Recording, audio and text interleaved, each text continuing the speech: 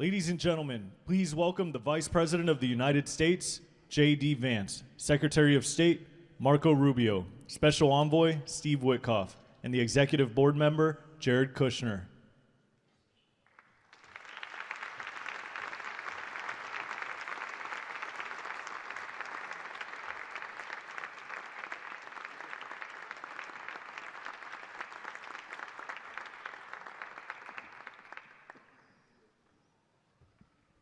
Ladies and gentlemen, please welcome the President of the United States, Donald J. Trump.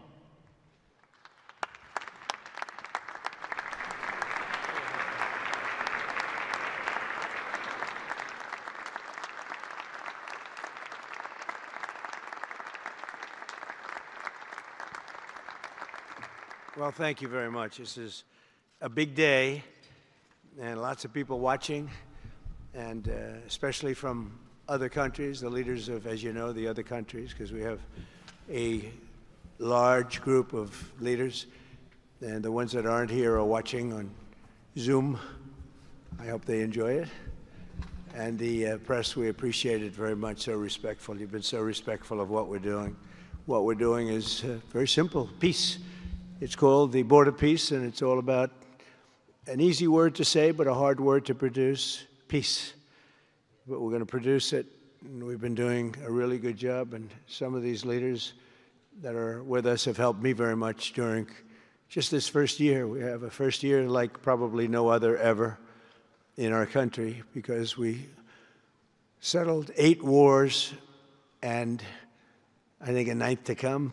It's turned out to be a tougher one. I thought that was going to be the easiest one, but with war you never know what's easy and what's not so easy. But we've had a great relationship, and I've become friendly with so many of the people. And I appreciate you being here. These are great people. These are great leaders. And the people that are watching by closed circuit and open circuit in many cases, they're so proud of it. They want it to be open. But they become incredible friends of mine. And, you know, we built our country in my first term, and now we're at a point that the United States has never seen before. We broke 50,000 on the Dow. They said that would take 4 years. We broke 7,000 on the S&P. They said you couldn't do that within 4 years. It would be impossible. And when I came in, they were all saying, if you could get to anywhere close to 45,000, it would be amazing achievement over 4 years. Well, we hit 50,000 in the first year, and we hit 7,000, which was actually tougher to do, according to the Wall Street geniuses. We hit 7,000 in the first year. They said it could take 4 or 5 years. They'd be very happy. It would have been a great job. We did it in 1. But we're doing a great job. Board of Peace is one of the most important and consequential things I think that I'll be involved in. We've been involved in a lot, and really I've been involved in a lot with the people up here. We work together on ending wars with their country. Some of the wars were 32 years long, 32, 34, and a 37. That's a long time, and we ended it in about 2 days, each one of those. But we have some other work to do, and we're getting it done. Gaza is very complex. It's been amazing. I want to thank Steve and Jared for an amazing job. Marco's over there watching. Everybody's fantastic. And JD, what a job. They were all doing. It's a team. I think it's the best team ever assembled. And you see that by the results. So today is a tremendous honor to welcome you all to the United States Institute of Peace for the inaugural meeting of the Board of Peace. Very important. I believe it's the most consequential board, certainly in terms of power. And in terms of prestige, there's never been anything close, because these are the greatest world leaders. Almost everybody's accepted, and the ones that haven't will be. And some are playing a little cute. It doesn't work. You can't play cute with me. But they're playing a little bit. But they're all joining. Everybody, most of them very immediately. A few that we really don't want because they're trouble. Take care of them. But this is the most prestigious board ever put together. You know, I've seen some great corporate boards. I've seen some great boards, period. it's peanuts compared to this sport, because we have virtually everyone is the head of a country other than Johnny, but he's the head of soccer, so that's not so bad, right, Johnny? I like your job the best, I think. And by the way, your World Cup has set every single ticket record in the history of soccer. In the history, nobody's ever seen anything like it. The sales are virtually complete. Nobody's ever seen anything, so congratulations. You made a good decision. We did it together. Thank you, Johnny. Great guy. So I want to thank the many leaders and dignitaries who have traveled great distances and lengths for the important gathering that we're at right now. This building was built for peace, and nobody knew what to name it. And then Marco named it after me. I had nothing to do with it. I swear I didn't. I swear. I had no idea. They said, there's a surprise coming. I didn't know that surprise. I thought they were going to give me a lot of money or something, maybe cash. Could always use some extra cash. But I came, and they stopped the beautiful beast. I got out very safely, I'm sure, and looked up, and there it said, Donald J. Trump on the building. And when I say that had nothing to do, nobody believes it, and that's okay, but I appreciated it. That was Marco and JD and a group got together, and they did that, and I just thought it was very nice. And it makes me work harder. We're going to have to work harder. We're going to have to make this building much more important. It's brand new. They built it for peace, but nobody occupied it. You know, nobody knew what the purpose of it, but the architecture is so beautiful, and it was with the meeting rooms, the reception rooms. It's really amazing. Who would think that it was built without anybody in mind or anything in mind, and then the State Department took it over. They liked it. Marco came over one day. He saw this. He said, this building is great. And he actually claimed it, right? He claimed it. And that's what he does. Where is Marco? I said, Marco, is that true? You claimed this building. You took it away from about 5 groups that wanted it. That was done very quickly, very methodically. But it was really, really built so beautifully in such a beautiful building. But we worked together to ensure the brighter future for the people of Gaza, the Middle East, and the entire world. I think that the Board of Peace, because it's mostly leaders and unbelievably respected people, but mostly leaders of Middle Eastern countries, countries from all over the world, and they've been very generous with money also. And the United States, which I'll say in a moment, is also very generous with money because there's nothing more important than peace. And there's nothing less expensive than peace. You know, when you go to wars, it costs you 100 times what it costs to make peace. We have a man at the end right there that's smiling because you learned that after 30 years of fighting, right? 30 years of fighting, we got it done. I want to thank you very much. That was a great thing you did. You and your new friend, they came to my office and they said, I've been fighting for 22 years. Now you're there for 23 years, right? But I've been fighting for 22 years. That's all I've done is fight this gentleman. And his counterpart was there for 7 years. He said, I've been there for 7 years. All I've done is fight this gentleman. And we had it worked out in about 24 hours, right? And it's been a good peace. And I think they've become friends. I'm not sure I'm allowed to say that, but I think so. I think they've become friends, right? Right. Great. Stand up. Stand up. These are 2 tough cookies, too. You think that was easy? It wasn't easy. These are 2 tough people, good people, but tough people. But, you know, we're in the Oval Office, and we were getting near. But the one was at one side of the room. I have 2 chairs right in front of the desk, the beautiful, resolute desk. One's over here. One's on the other side of the room. I said, folks, could you get a little closer? Well, I don't know. They felt very uncomfortable. You know, they've been killing each other for 32 years. So I say, can you get a little closer? After 1 hour, they were right next to each other. We made a deal. They hugged, they signed, and we had peace with 2 very important countries, and I'll never forget it. So they started off a little weak, and they ended up really strong, and you can be very proud of yourselves. It was a beautiful thing to see. Thank you. Look at that. Do you believe it?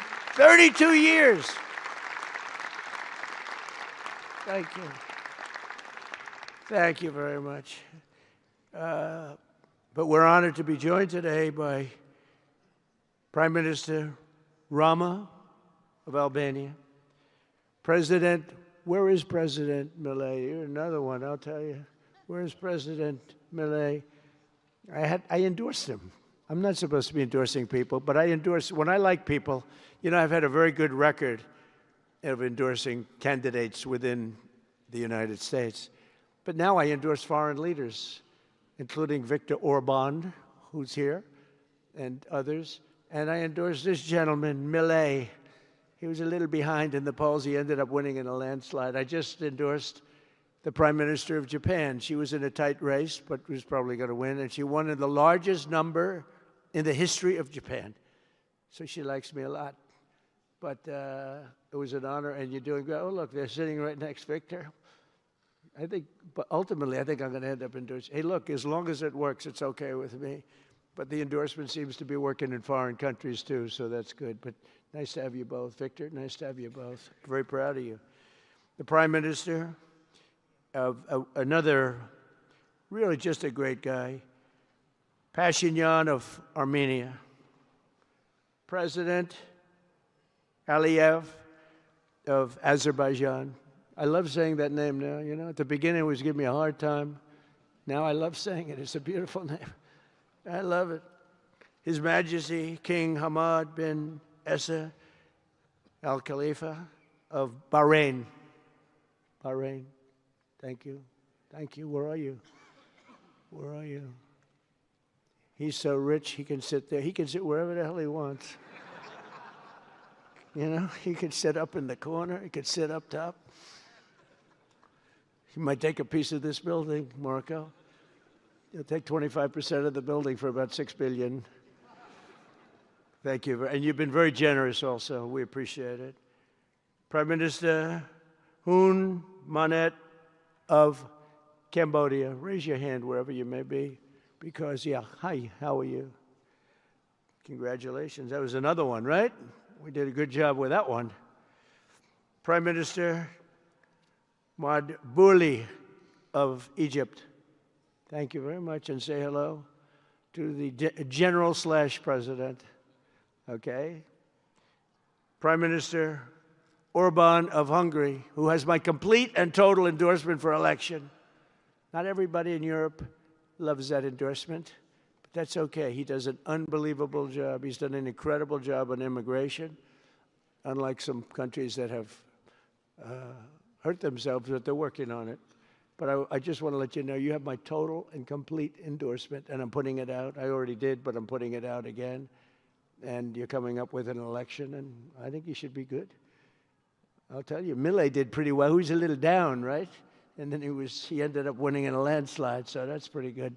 You're going to do great, Victor. Thank you very much for being here. Appreciate it. You run a great country. A man that I really like a lot he's definitely tough. I don't want to fight him.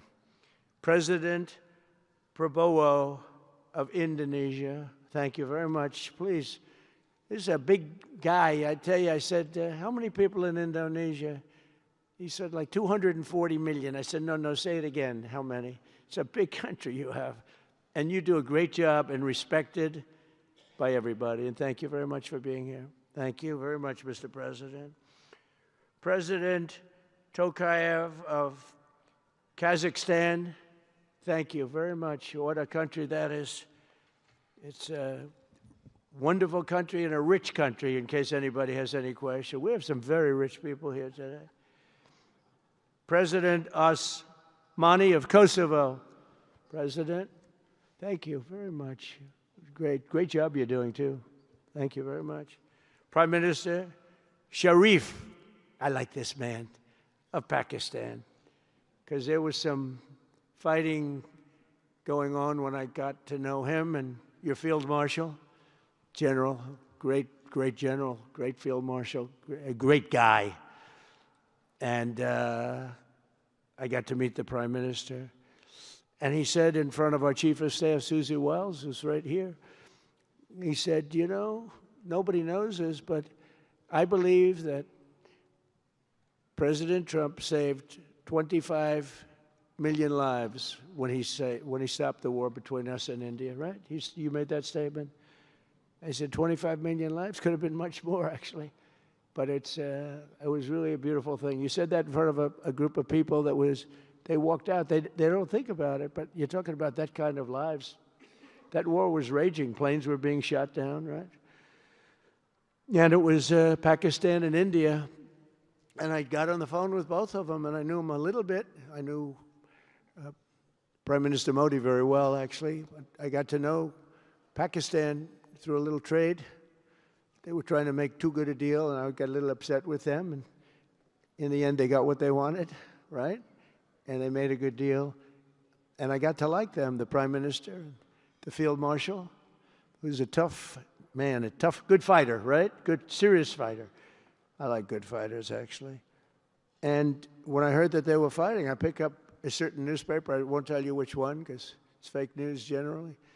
But I picked up this newspaper, and I saw that Pakistan and India were really going at it.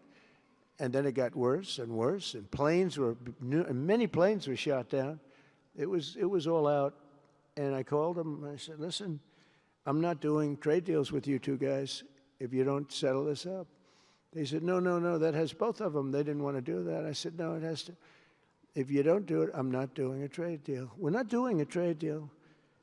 And they do a lot of business with the United States, and they sort of softened up all of a sudden. And all of a sudden I read where there was a little bit of a pullback by one, then the other, and all of a sudden we worked out a deal, right? But I said, if you fight, I'm going to put 200% tariffs on each of your countries, which essentially makes you not allowed, you can't do any business. One of them, I won't say which one, said, no, can't do that. They both wanted to fight. But when it came to money, it's not like money. When it came to losing a lot of money, they said, I guess we don't want to fight. And we solved that deal in 2-3 days, right? And we did. We said, these are two very powerful nations. These are two nuclear nations. And I don't want to say what was going to happen, but, bad things happen. So, Prime Minister, I want to thank you, because that was a very big deal. People have no idea. A lot of them say, oh, well, they weren't fighting. They were fighting. 11 jets were shot down, very expensive jets. And they were all in. Both of them were all in, and now they're not. And I think we'll always be able to settle up with them. I really do. I think you're going to have, it's a lot of progress was made even in the relationship. And Prime Minister Modi also, he's a great man. He's a great guy. They're all great. But I was very proud of it. President Pena of Paraguay is here. President, thank you very much. Young, handsome guy. It's always nice to be young and handsome. Doesn't mean we have to like you. I don't like young, handsome men. Women, I like. Men, no, I don't have any interest. Good. That's right. Thank you very much. You're doing a great job, too. His Excellency Prime Minister Al Thani of Qatar, just a great man, a great man and highly respected. And he's working with a man who is amazing. I always say he needs a public relations agency, because you do so much good and they have you down as evil. And you're not evil. You help us so much, and you're such a good ally. And I just want people to know that. And the Emir is incredible, smart as you can be, a great leader. And he cares so much for the people. And he cares so much for the Middle East. So I want to thank you very much and send my regards. Your country has been a great help. So, surprising to some of the people writing out there, but now they'll start changing their tune, because it's true. I only tell the truth. Prime Minister Don of Romania, wonderful people. The Romanian people are fantastic people, like you're fantastic. And a lot of them come and work in this country and help us in this country, as you know, and it's they are just really, really solid people. President Mirziyoyev of Uzbekistan, who is where? There he is, and a friend of mine. He's got one of the most difficult names in history, but that's okay. It doesn't matter. Your country's doing great. You're doing great. And just no problems. Every time I see him, nope, we're doing good. No problems. And General Secretary To Lam of Vietnam. Vietnam is incredible as a country and as a force, and it's an honor to have you. A really great honor to have you. A lot of respect for your country. We also want to express my gratitude to Vice President J.D. Vance, who is a fantastic man. He's a fantastic talent. He was a great student.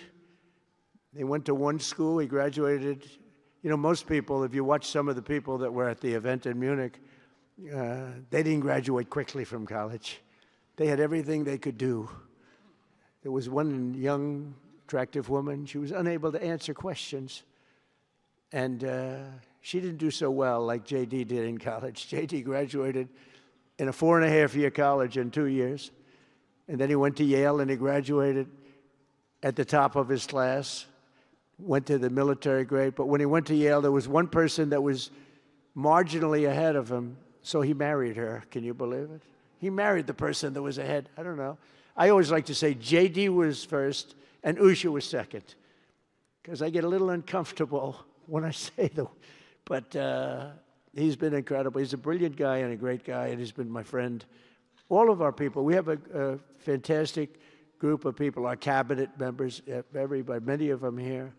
But J.D.'s been great. Thank you very much. He gets a little bit tough on occasion. We've got to slow him down just a little bit on occasion. He says his mind. Now, then we have the opposite extreme. We have your friend sitting in the back. Your best friend sitting in the back is Marco. Marco does it with a velvet love, but it's a kill, right? The result is the same. They do it very differently. And Marco, you really did yourself proud 2 days ago in Munich. In fact, so proud that I almost terminated his employ because they were saying, why can't Trump do this? I do, but I say it differently. But Marco, don't do any better than you did, please. Because if you do, you're out of here. But no, I want my guys to do great. And the acclaim he's gotten and the acclaim J.D. gets is great. We have smart people. And when you see the representatives there, like Gavin Newsom, he didn't know what he was doing. They didn't even know why. He didn't know why he was there. Or AOC, she was unable to answer a simple question. And she could have said, well, I'm studying it, and I'll report back to you next week. You know, you can get away with that. But she just went, it's actually, I think it could be a career-ending answer, because for 25 years, anybody running against her, I think Susie is going to use that little piece of stuff. It was not good. It was not good. That was not a natural. So I want to thank J.D. I want to thank Secretary of State Marco Rubio. They're extraordinary. I want to thank Special Envoy for Peace, Steve Witkoff, who has been unbelievable. You know, I took Steve because I was a developer in New York, really successful, actually much more successful than Steve, but I don't want to say that. I'm not going to say that, Johnny. I refuse to say it.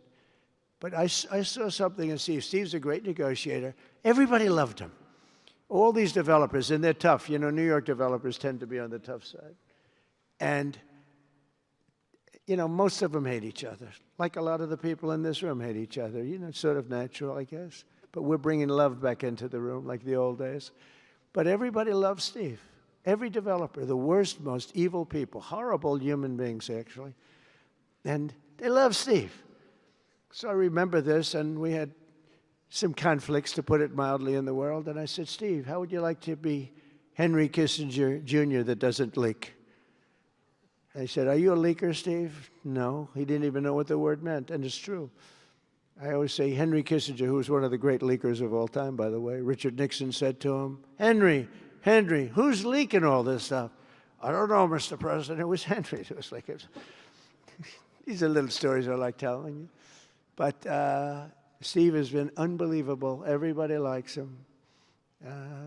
Ukraine loves him. Europe loves him. Russia loves him. I mean, there's nothing wrong with this. He goes to see President Putin. Didn't know Putin. I set him up a meeting to see. I said, how's Steve doing? Sir, he's still inside. Oh, that was an hour. I called back. Tell Steve to call me when he's finished. I want to find out what the hell is going on. We want to end that war. Sir, he's still inside. 3 hours, 4 hours. They were together for 4 hours, the first meeting. That's talent.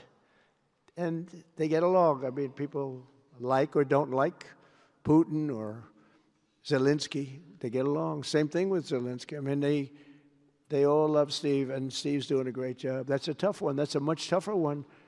I would have thought that some of the ones that we settled that are up here would have been, I thought this would be easy because I have a very good relationship with President Putin. I have a very good relationship with President Xi. I'm going to be going to China in April. That's going to be a wild one.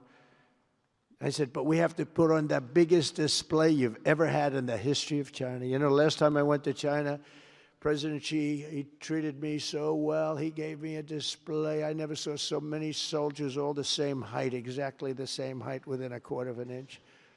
You can do that when you have 1.4 billion people.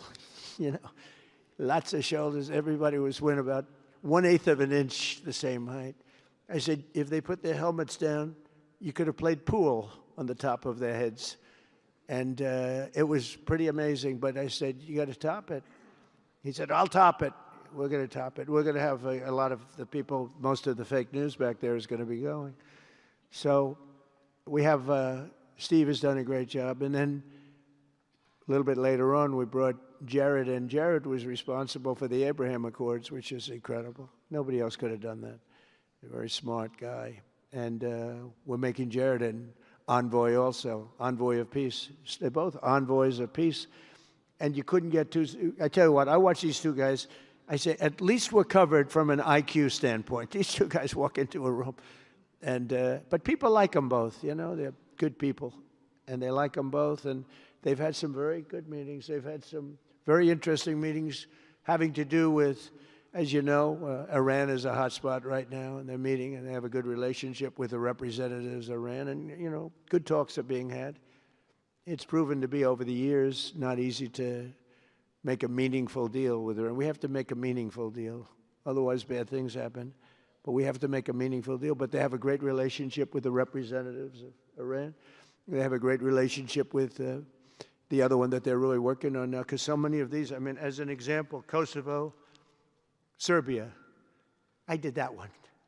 Could you stand up, if any of you guys are, when you're here, just stand up for a second. Kosovo, Serbia. Stand up. What a job. Thank you very much. We appreciate it. So good. And you're getting along. And when you don't get along, you'll call me, and we'll get it solved, right? We'll get it solved. Thank you very much. Really good. And then again, Pakistan and India. That was a big one. And just, I think you should actually stand. Come, please. Stand just for a second. Pakistan and India, thank you very much. And I spoke to Prime Minister Modi. He's excited. He's watching us right now. Egypt and Ethiopia. We're going to get that. You know, there's a little dam that got built. Little dam, like maybe the largest dam in the world. Built and financed, of course, by the United States brilliantly. And having a little trouble getting water to the Nile. That's a tough situation, but we're going to get that solved. Armenia and Azerbaijan, we talked about. And again, thank you, fellas, very much. Great job. Great job. Thank you. Cambodia and Thailand. So incredible what you did, that you got together and it all worked out. They're watching right now on closed circuit. Thank you very much, and thank you. That was a big one, Cambodia and Thailand. These are nasty fighters, I have to tell you. These fighters are nasty. Now we talk about, you talk nasty fighter, you're nice guys compared to this. Congo and Rwanda. That was, and we've got them pretty peaceful. There's little flare-ups every once in a while. I'll get a call once a week. Sir, there's a flare-up in the Congo again. We'll get it straightened out, right, Susie? We'll get it straightened out. And Israel, as you know, with, you could say Israel in numerous countries if you want to really know the truth, but Israel and Iran, and we'll see where that goes. But when you think of Israel, we've done the biggest thing of all. We have peace in the Middle East right now. That's bigger than people said it couldn't be done. For 3,000 years, they've been talking about Middle East. They said it couldn't be done. And you look at what's happened in Gaza. And one of the keys to it was when we took those beautiful magnificent. We just ordered 22 more of them, updated model. The B-2 bombers are incredible. I never understood the B-2 bomber. I'd watch, it's a wing. And I've never quite understood that, Johnny. I'd look at it, I'd say, it was beautiful, but what does it do? It carries very big bombs. And it went into Iran, and it totally decimated the nuclear potential. And when it did, when it decimated that, all of a sudden we had peace in the Middle East, because there was a black cloud hanging over the Middle East, and if that wasn't done, that cloud would have been there. And countries like Saudi Arabia, countries like Qatar, countries like, nobody could have signed. You would have had that threat. Nobody could have had, you couldn't have had peace in the Middle East. So now we may have to take it a step further, or we may not. Maybe we're going to make a deal. You're going to be finding out over the next probably 10 days. But this meeting today is proof with determined leadership, nothing is impossible. When I took office, the war in Gaza was raging with thousands of people being killed and no end in sight. Today, thanks to unrelenting diplomacy and the commitment of many of the great people in this room, we have 59 countries signed up on Gaza. Think of that. We have, it's amazing. But all the people, many, really so many in this room, the war in Gaza is over. It's over. There are little flames. Hamas has been, I think they're going to give up their weapons, which is what they promised. If they don't, it'll be, they'll be harshly met, very harshly met. They don't want that. All the stuff like they don't mind dying. They told me that's not true. Everyone said, oh, they don't mind dying. No, they don't want to die. They said, we don't want to die. People don't want to die. The ceasefire was held, and every last remaining hostage, both living and dead, has been returned back home. Think of that. That was an impossibility. And we did hundreds of hostages, but the last 20, and I always said to Steve and Jared, I said, the last 20 are going to be very tough, very, very tough. And we got them back. We got the living back, and then we only got about 16 of the dead, and we said, well, you got to get them all. You promised them all. And they dug and dug and dug. You can imagine it's a job that's brutal. And Hamas really did a lot of that work. And you got to give them credit for that. They brought the last one home a week ago, and we got all 28 of them, living and dead. The amazing thing, because I've never seen anything quite like it, the parents of the dead, they knew their boy was dead. This case, boys, all boys, men, but to the parents' boys. They knew their boy was dead. They wanted that dead body as much as if he were alive. And when they got them back, there was great sadness, but there was great joy, too. They wanted it as much as the people that got their sons back alive. But we got a lot of people before those 20, Steve, what nobody talks about. But, hundreds of people. We did a good job, and you guys did a fantastic job. I want to thank every nation that helped us achieve this monumental breakthrough, saving countless lives, and really bringing peace and bringing the concept of peace, because nobody thought peace in the Middle East. I've always heard peace in the Middle East is impossible, and it's turned out not to be. And we do have some work to do with Iran. They can't have a nuclear weapon. It's very simple. You can't have peace in the Middle East if they have a nuclear weapon. And they can't have a nuclear weapon, and they've been told that very strongly. Since the hard-won ceasefire of last October, the United States and our partners have facilitated the delivery of vast amounts of humanitarian aid, numbers that nobody's ever seen before. In November, the United Nations Security Council unanimously approved the Board of Peace. And last month in Davos, we welcomed over 24 members to this very important new organization. And we are very closely working with the United Nations. In fact, I'm going to speak to the Secretary General in a little while. He's a good man.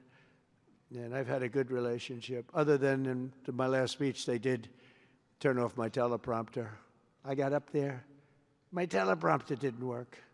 I'm sitting in front of all of you people and more. I had no teleprompter. I knew I was in trouble because I'm walking up. The teleprompters are over here. I had the most beautiful speech ready. I was all set to knock them dead. First, I had an escalator that stopped. You know that. It's going up. Boom. It's lucky my movie star first lady was in front of me because I put my hand on a certain part of her body, and I was able to stop my fall. Otherwise, because she had no trouble, I said, boy, that was a very sharp stop, Johnny. So I said, that was strange. I've been on a lot of escalators. That's never happened before. Usually it stops very slowly. This was just boom. But our first lady was right in the proper location for me. I'm waving to people, and she was holding on a little tighter. She knew what was happening. She did. She said, that's a very successful movie out right now, like #1. Can you believe this? And she's a big movie star. And I always say it's trouble because I always say there's not room in one family for 2 stars. I told her that. We can't have 2 stars in one family. So I don't know what that means, but it's not good. But it is good because we're proud of her. She did people in the United States love the First Lady, and she did the movie, and it's become the biggest selling documentary in 20 years. Can you believe? The theaters are all packed. Women especially, they go back and they see it 2 or 3 times, 4 times. But together we're committed to achieving a Gaza that is properly governed throughout. The whole area is going to be, so many countries that have really nothing to do with the Middle East, but they're maybe somewhat close by. They're all involved. They want to go in and fight. They tell me all the time, we'd like to send soldiers to fight if it's necessary. And I don't think it's going to be necessary. We have 2 countries that want to go in and do a number on Hamas. I said, I really don't think I hope it's not going to be necessary because they made a promise, and they promised me get rid of their weapons. Looks like they're going to be doing that, but we'll have to find out. But it's no longer a hotbed of radicalism and terror. And to end that, we have today, and I'm pleased to announce that Kazakhstan, Azerbaijan, UAE, Morocco, Bahrain, Qatar, Saudi Arabia, Uzbekistan, and Kuwait have all contributed more than $7 billion toward the relief package. That's great. Thank you, fellas. Thank you.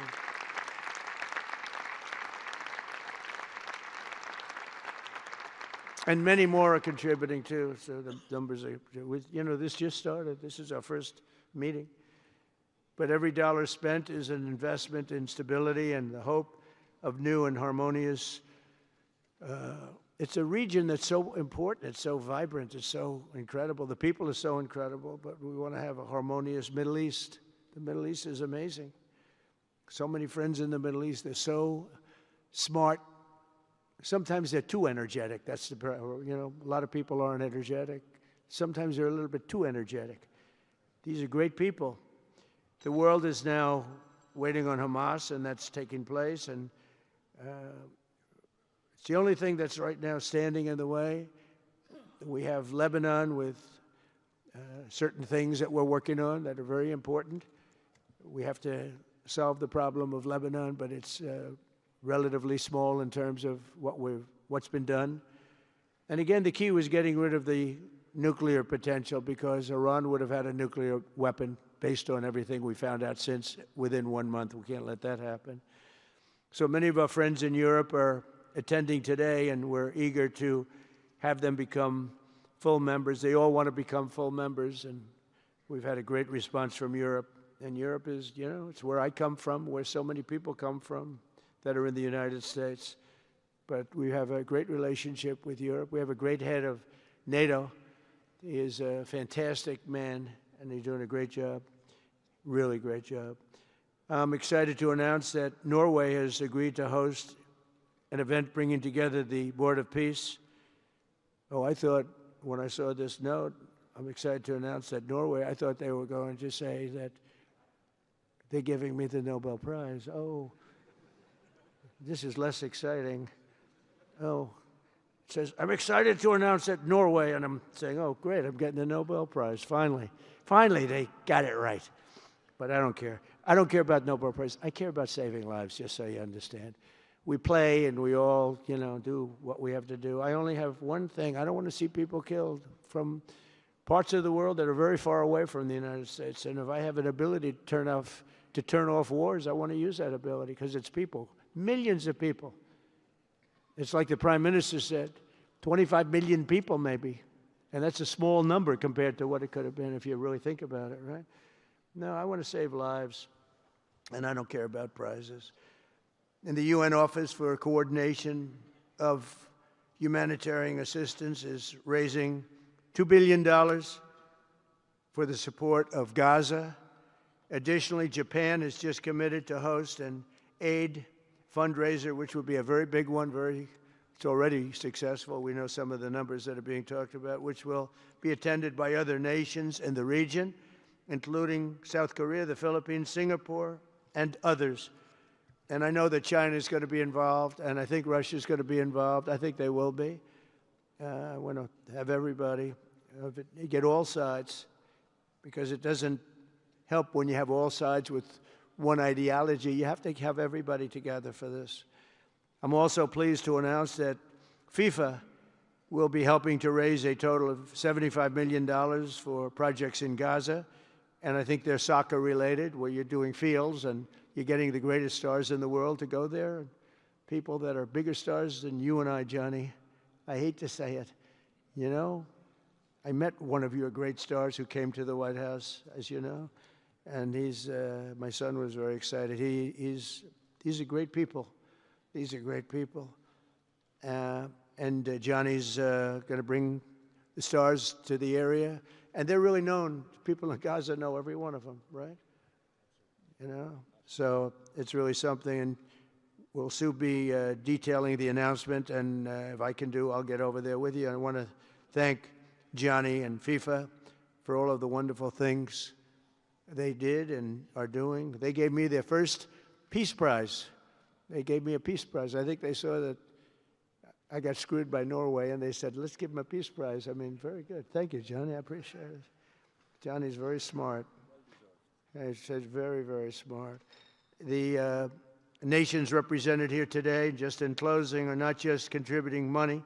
Some are also pledging personnel to help preserve the ceasefire and secure a very enduring peace. We have to have enduring peace. Having peace, knowing it's going to blow up in 2 weeks, doesn't mean anything. In particular, Indonesia, thank you very much. Indonesia. It's a great country. Thank you very much.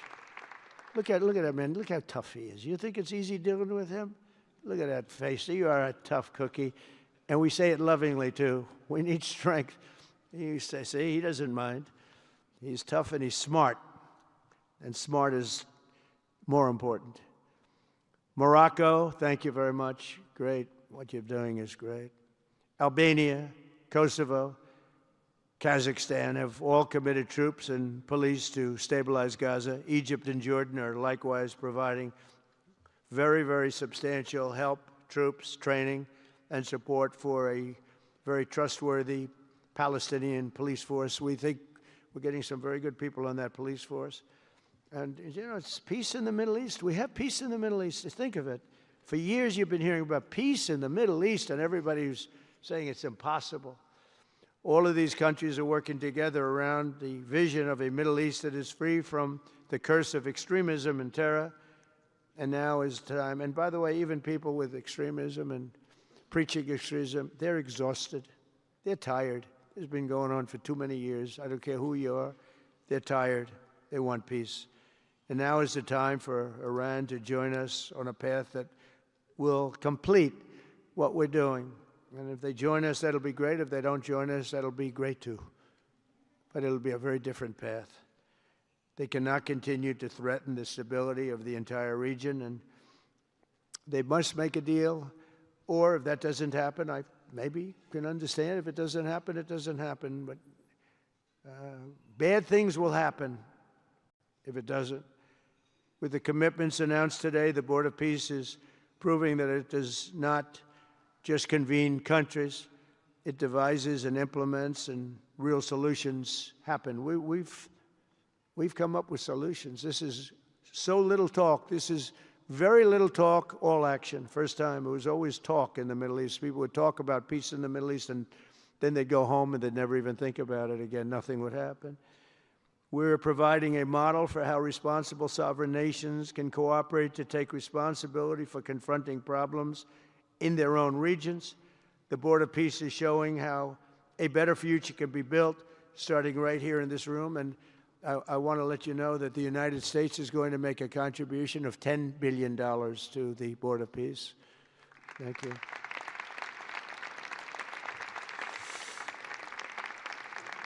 And we've had great support for that number. And that number is a very small number when you look at that compared to the cost of war. That's 2 weeks of fighting. It's a very small number. It sounds like a lot, but it's a very small number. So we're committed to $10 billion. Together we can achieve the dream of bringing lasting harmony to a region tortured by centuries of war, suffering, and carnage. They say 3,000 years. And hopefully we can lift up the eyes of the world to envision how other intractable conflicts can be settled. So many conflicts, they'd say, are impossible to settle, and we get them settled. We got, of those 8 that we settled, most of them were said to be not settlable. And they not only got settled, they got settled within days. More impossible problems can be solved as we go along this very beautiful path. I think it's a beautiful path. I think it's such an important day. Even the weather's beautiful. We walk in, it's beautiful. Everything's beautiful. But the ancient wounds can be healed, and they are indeed ancient. This has been going on for so many centuries that our entire planet will be a better, safer, more beautiful, and more peaceful place for us all. We're going to be working with the United Nations very closely. We're going to bring them back. I think the United Nations has great potential, really great potential. It has not lived up to potential. The 8 wars, I never even spoke to them about one of them, and I should be speaking to them about all of them. Someday I won't be here. The United Nations will be, I think, is going to be much stronger. The Board of Peace is going to almost be looking over the United Nations and making sure it runs properly. But we're going to strengthen up the United Nations. We're going to make sure its facilities are good. They need help, and they need help money-wise. We're going to help them money-wise. And we're going to make sure the United Nations is viable. And you have some very good people at the United Nations, can do a good job. But as I said, I've said it for years, United Nations has tremendous potential. A lot of people didn't like when I said it. They said, oh, you shouldn't say that because, you know, we don't care about the United Nations. No, it's really very important, and I think it's going to eventually live up to potential. That'll be a big day. So I want to thank everybody for being here. You're my friends. You're great leaders. You're great people. And I can honestly say, you know, you're strong leaders. You're tough leaders in many cases. And every single one that I'm looking at that's right here, I've gotten to know and I've gotten to respect. And really, you're friends of mine. And if I can help you at all, you let me know. But this is going to be something, the Board of Peace will be something that, the likes of which I don't think anybody's seen before. And thank you all very much. It's a great honor. I'm going to ask J.D. Vance to come up and say a few words. Thank you very much.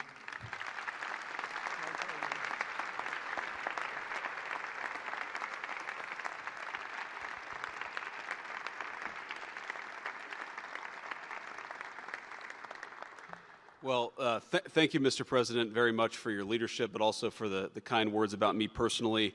I knew exactly what I wanted to say, but then after the President said that I was so smart and that I didn't want to repeat our Congresswoman who froze for 20 seconds over in Munich, now I'm tempted, sir, just to freeze for 20 seconds and just stare at the cameras, and maybe they'll say nice things about me like they do about Congresswoman Cortez. But I have 3 very brief messages. First of all, to the President of the United States, but to the entire team, to Marco, to Steve, to Jared in particular, who've done such an incredible job. I think what this Board of Peace represents is a recognition that if you actually have a President of the United States and a team that's committed to diplomacy, it can actually work. When I look at what happened to Israel on October the 7th, all those innocent people who were murdered, the fact that you had all of these hostages, and of course, a terrible war that came from it, I remember thinking to myself, how is it ever going to be possible to get these hostages home safely, to make it possible for the people of Gaza to actually have a reasonable future, but also to ensure that Israel is never attacked again? It turns out the answer was you just needed a president who was committed to the effort and committed to the work, and that's what we had, thankfully, under the leadership of this president. And you got to make peace, but then you have to make the peace stick. And that brings me to my second point. That's what the Board of Peace, I think, is fundamentally about, is making the peace stick. And it's an incredible thing that you guys have all done. So to all of the leaders gathered here today who are investing in the future, who are investing in peace, we're grateful to you. We're grateful for your partnership. And in particular, I think to the President of Azerbaijan and the Prime Minister of Armenia, who I just saw last week, thank you all for making it possible and for showing what real leadership can accomplish. When you set aside weapons and killing and destruction and invest in your people and invest in prosperity, it can create great things. So thank you both for what you did. I think it showed great leadership. And finally, to the American people, I think it's important that the American people recognize why we're here today. And the reason that we're here today is, yes, to save lives and yes, to promote peace, but this creates incredible prosperity for the American people. The countries represented here represent trillions of dollars of investment in the United States of America that would not have been possible without this president's leadership and advocacy for peace. The economies here represent millions of American jobs of people who are receiving products built in American factories and made by American workers would not be possible without a focus on peace. So, Mr. President, while I think this is great for the world, I also think it's really, really great for the United States of America, so we're looking forward to the partnership. With that, I want to turn it over to the MC for the rest of the program, and that is our great press secretary, Carolyn Levitt. Thank you.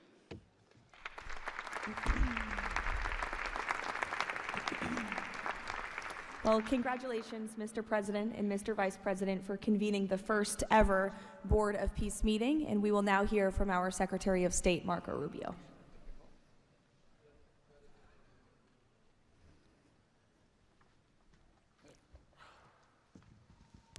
I'll be brief and to the point. We want to talk a little bit about the strategic vision of this organization and begin doing so by first acknowledging that we are here today because the President of the United States, Donald J. Trump, has both an ability and a willingness to use the power of his office to think outside the box. And that's why we're here today. This was a very unique crisis in Gaza, one that the existing international institutions could not solve or figure out. It needed a very specific type solution that required the partnership of all the nations that are here, including those that are here on an observer status. And we appreciate you coming today and being a part of this as well. And that's the point I want to drive home today. And soon you'll hear from Steve and Jared, who, by the way, deserve an incredible amount of credit for pulling this together and working countless hours and traveling all over the world. They truly deserve our appreciation and thanks for the work they've put in under the leadership of President Trump to make this possible. This Gaza situation was impossible to solve under orthodoxy, under existing structures. And so what we did is they went to the UN, and they got the UN's approval to put this group together and bring these nations together to come up with a very specific solutions to a very unique and specific problem. We have a long ways to go. There's a lot of work that remains. It will require the contribution of every nation state represented here today, and we thank you for being a part of it. And we hope that this can serve as a model for other complex and difficult situations so they can be solved in the same way. But right now the focus is on this one. We have to get this right. There is no plan B for Gaza. Plan B is going back to war. No one here wants that. Plan A, the only path forward, is one that rebuilds Gaza in a way of enduring and sustainable peace where everyone can live there side by side with one another and never worry again about returning to conflict, to war, to human suffering, and to destruction. And again, Mr. President, thank you for having the vision and the courage to pursue something that has never been done before, and we're not done yet. And thank you to Steve Witkoff and Jared Kushner for the time and the work they put into this. And thank you on behalf of the State Department and the U.S. government to all of the nations that are here. Every one of you is indispensable, including our observer partners, who we hope can find your way to join us at some point as officially part of this. But we are grateful for the fact you're here today and the contributions you've made already. Thank you.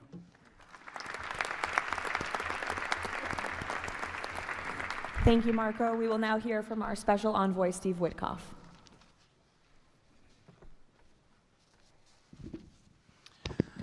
Thank you, everybody, for being here. I don't know if we ever believed that this was possible when we first started envisioning a Board of Peace, but of course, under the President's indispensable leadership, and it begins with that. It begins with President Trump's leadership and his direction. We are here today, and it's pretty amazing. I think we have some people to thank. We had an amazing partnership between the mediating countries, Qatar, Egypt, Turkey, Prime Minister Mohammed, You are an exceptional human being. You really are. Ali, thank you for everything you did. That's you right over there, Ali.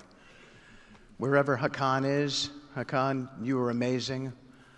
And so was Ibrahim and President Erdogan. And of course, to the Egyptians, Badr, I know you're smiling because we went through so much. And General Hassan was amazing. We all became friends here. Prime Minister Sisi, President Sisi, pardon me, and so many others. But our team, JD, your insight, your counsel, and Marco, you're an amazing secretary, and it's a privilege to work for you. And Jared, you are my dear friend and the best partner I ever had. You are an amazing person. But Mr. President, it is my greatest honor to work for you. It is the blessing in my life. I've had many blessings. I don't have to be a practicing lawyer anymore, but this is my greatest blessing. But I also have to mention one other person who is important to this discussion. Oh, the Israelis, I forgot. Prime Minister Netanyahu. Without him, much wouldn't have been accomplished as well. And that's really important that we acknowledge him here today, and Ron Dermer. But a person who doesn't care much about the acclaim, we have to acknowledge too, and that's you, Susie. Because I would come back and you would say to me on every trip, what can I do for you? This matters. And you are an inspiration for all of us. So I thank everybody, and let me get on to, am I going on to the next slide? Sure. Caroline? Sure. Okay. So with regard to the hostages, we're here today, again, I say it, I know it sounds redundant, but we're here today because of President Trump. Without him, none of this was possible. There were 251 hostages. 168 came out alive. 83 bodies were returned to their families so that they could grieve and remember their loved ones like in a normal way. In a way that brought their families together. So that was just as important. This was a monumental effort, and I want to tell a story about the president. Every time a hostage family came to visit with us, they were not on the president's schedule. I would walk down to the Oval Office, I would tell the president that there was a hostage family here, and he would say, Steve, bring them up. Every single time. Mm-hmm. And when we got the last 20 out, we had a celebration at the White House, and I could see the emotion on the president's face. And he came up to me and he said to me, I have to tell you, this is my 5th year in the Oval Office, and I don't know that I've ever had a more special time than this moment with these people, seeing them come home.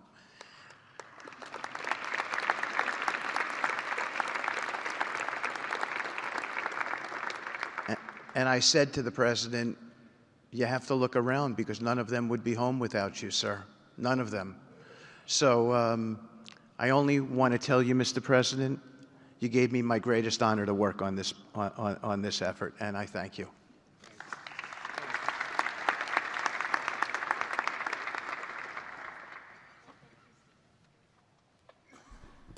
Thank you, Steve. Now you're going to hear directly from the team that has been tasked with implementing President Trump's 20-point plan for Gaza, beginning with our ambassador to the United Nations, Mike Waltz. Thank you, and thank you, Mr. President, Excellencies. First, let me wish everyone a happy and prayerful Ramadan. Thank you so much for joining all of us today. Mr. President, Excellencies, bottom line, humanitarian aid has absolutely surged since the Gaza war ended. Our Central Command, our great military, is working together with Israel, with the UN, so many countries here to coordinate the aid, to make sure there's deconfliction. Over 70 countries now are participating in our Civil Military Command Center, and here are the results. Aid is up. 4,200 aid trucks have entered Gaza each week for 13 consecutive weeks, the longest stretch of high-volume assistance to Gaza in years. Diversion is down significantly from prior to the ceasefire, with less than 1% diverted this month. Food supplies are way up. We are reaching the full 2.1 million Gazans with aid, up 5 times from the delivery levels before the ceasefire. The percentage of households experiencing severe hunger has dropped from about 30% to down to 1%. As of this past February, drinking water has doubled and child malnutrition has been cut in half. If we could go to the next slide.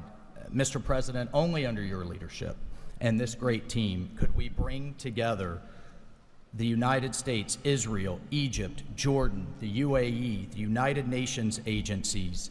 Mr. President, bottom line, like you, this is a board of action, not a board of endless talk or speeches, and these results are a true testament to your leadership and the leadership of this great team.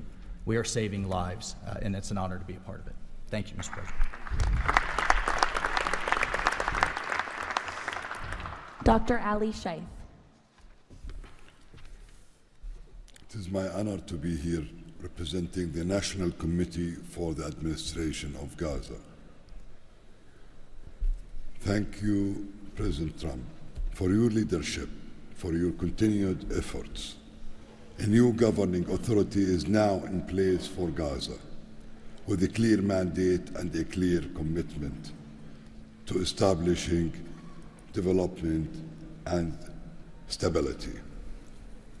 However, we are operating in extremely difficult conditions. Large parts of Gaza Strip are severely damaged, destroyed actually. Humanitarian needs are acute. Law and order remain fragile. This is not normal operating environment, President, which is precisely why discipline and prioritization matter. Our priorities, therefore, are defined into 4 categories. First, restore security via professional civilian police under one authority, one law, and one weapon, including training and developing 5,000 Gazan police to be deployed in 60 days. Secondly, revive economic activities and livelihoods, creating decent jobs, especially for our young population. Thirdly, ensure sustainable emergency relief as described earlier. Fourthly, restore basic services including electricity, water, health and education, and last but not least is access and movement. Our mandate is simple, President, step by step to build the foundation for lasting peace, dignity and prosperity for the people of Gaza. And this is where we count on your continued leadership and support. Blessed the peacemaker. Thank you.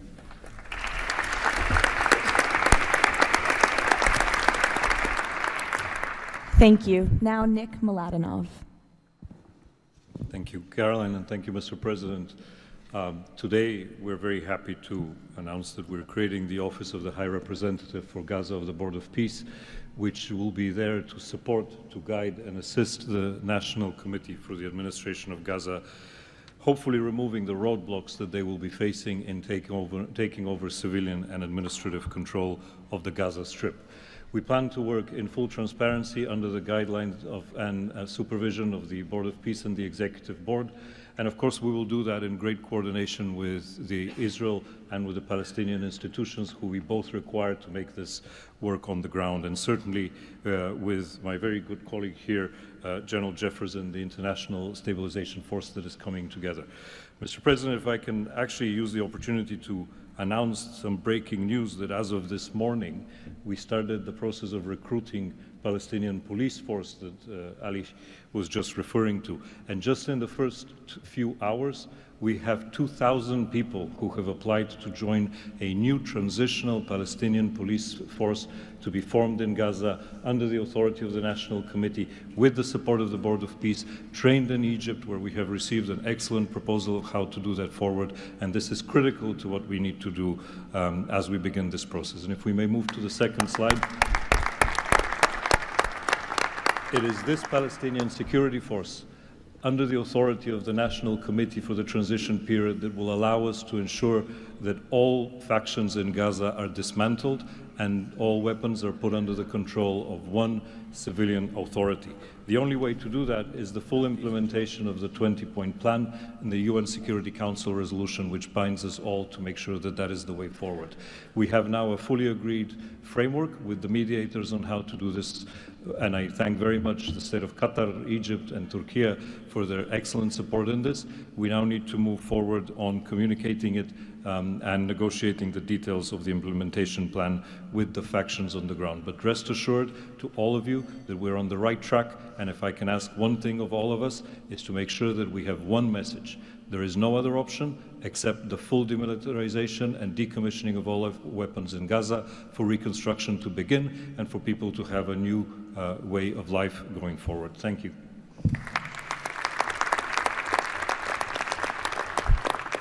Thank you, Nick, and congratulations. Now, Major General Jasper Jeffers. Thank you, Caroline, Mr. President. It's an honor to be here today as the ISF commander. The ISF will do two things: stabilize the security environment in Gaza and enable civilian governance as established by the National Committee. For the last few months, we've had a team on the ground of U.S. military experts preparing the infrastructure for the ISF. This team's already operating from a combined joint operations center that's going to be the headquarters for the entire ISF. As you can see on our map, our plan is for the ISF to be assigned in 5 different sectors, each sector receiving 1 ISF brigade. In the short term, we plan to deploy to the Rafah sector first, in addition to the training of police. Midterm objective is to continue 1,000 police and 20,000 ISF soldiers. I'm incredibly pleased to announce today that the first 5 countries have committed troops to serve in the ISF: Indonesia, Morocco, Kazakhstan, Kosovo, and Albania. And 2 countries have committed to train police: Egypt and Jordan. I would also like to announce that I have offered and Indonesia has accepted the position of Deputy Commander for the ISF.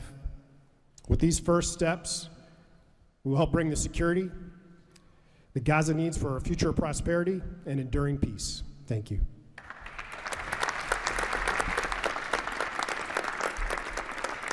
Thank you, Major General. Mr. Tony Blair.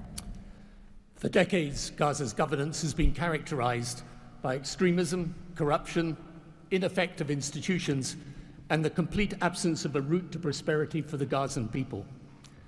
Yet, as President Trump recognized, its potential has always been vast. 25 miles of Mediterranean coastline, proximity to great regional and global markets, and a young, dynamic population with a median age of 19. So today we set out profound changes necessary to rebuild Gaza for Gazans. Gaza not as it was, but as it should be, including its governance. Effective public institutions serving the people, a business environment where enterprise flourishes, an education system educating the young for tolerance and achievement, and a tech-enabled society making the most of the digital revolution. This is a vision of Gaza as part of a Middle East at peace. Not a phony piece of declarations no one means and agreements no one intends to keep, but a genuine commitment to a region where, whether you're a Muslim, Jew, Christian, of any faith or none, you can rise by your own efforts and feel your government by your side, not on your back. That is the vision behind President Trump's 20-point plan for Gaza, and it remains the best, indeed the only hope for Gaza, the region, and the wider world.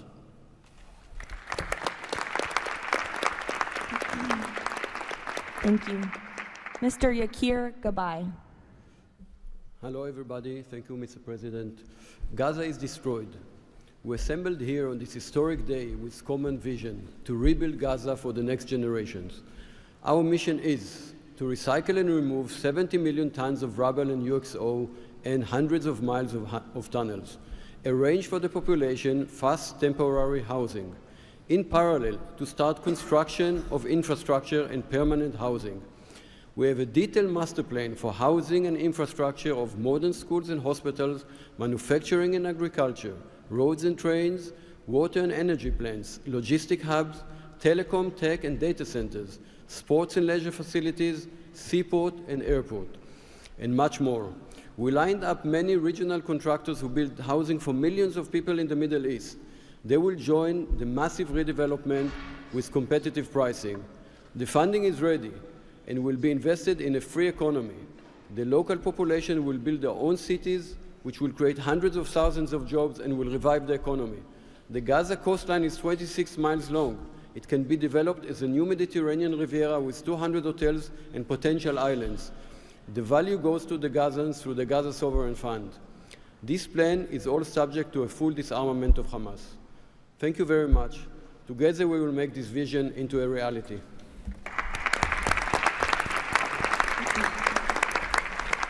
Thank you. Mr. Liren Tanmin. When we asked the NCAG what Gaza needs to unlock its potential, the answer was clear. Reconnect Gaza to the world, digitally and economically, and replace corruption with an open, tax-free system. Gaza was once a vital trade hub between Asia and Europe. Reconnection is a return to its roots.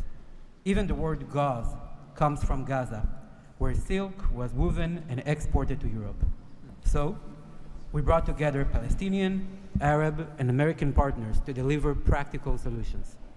By July, Gaza's 2G network will be upgraded with free, high-speed access to essential services.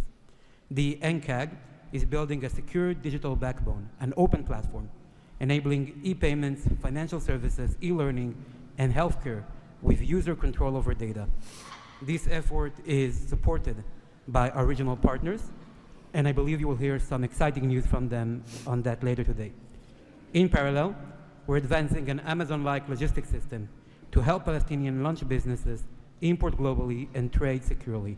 This will lower prices, drive growth, and help transform Gaza into an open, transparent, corruption-free economic zone. Thank you. Thank you. Mr. Mark Rowan. Mr. President, distinguished leaders, the goal is simple. Take the momentum all of you have provided and build it into something that is not just temporary relief, but something that provides a long-term foundation that will enable many of the goals we've spoken about today to be achieved. We plan to do this by gathering independent, professional, conflict-free management of the resources to benefit the Gazans. This will also enable expeditious planning and zoning and not fragmented projects that do not contribute to an economic whole. The potential here is tremendous, but it has to start somewhere. The start is in Rafah, where, as you heard, that will be the first place security is deployed. The plan is 100,000 homes for 500,000 residents plus $5 billion of infrastructure. Over time, 400,000 homes for the entirety of the population with more than $30 billion of infrastructure. Let me put it in financial terms. This is not a problem of money or collateral. This is a problem of peace. The coastline alone, $50 billion of value on a conservative basis. The housing stock, more than $30 billion as rebuilt. The infrastructure, more than $30 billion. $115 billion of value. It just needs to be unlocked and financed. Great. Thank you. Mr. Ajay Banga. Thank you, Caroline, and thank you, Mr. President. All this requires money. And so when the UN Security Council resolution got passed, we set about creating the Gaza Reconstruction and Development Fund at the World Bank. It's housed there. The World Bank's role is that of a limited trustee. We manage the donor contributions coming in of the type that the President said a little earlier in his opening remarks. And then we help to manage that money while it stays with us.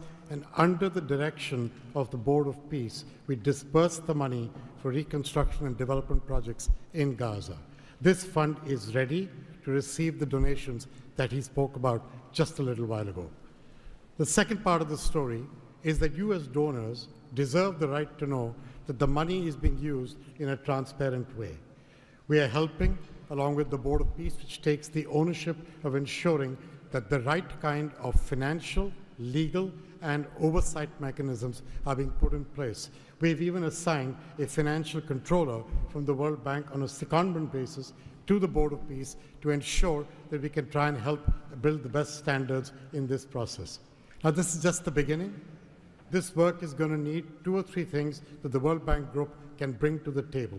The first is leveraging of public finance. Because of our AAA rating, we have the ability to leverage private bond money to help to create the resources we need to do what Mark just talked about.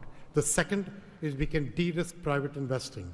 And the third is we have people on the ground and expertise and knowledge of doing this kind of work in other markets. We want to be not an armchair critic of a process, but an active participant in giving Gazans and people in the region the opportunity of the lives they deserve the one time we get the chance. So thank you again.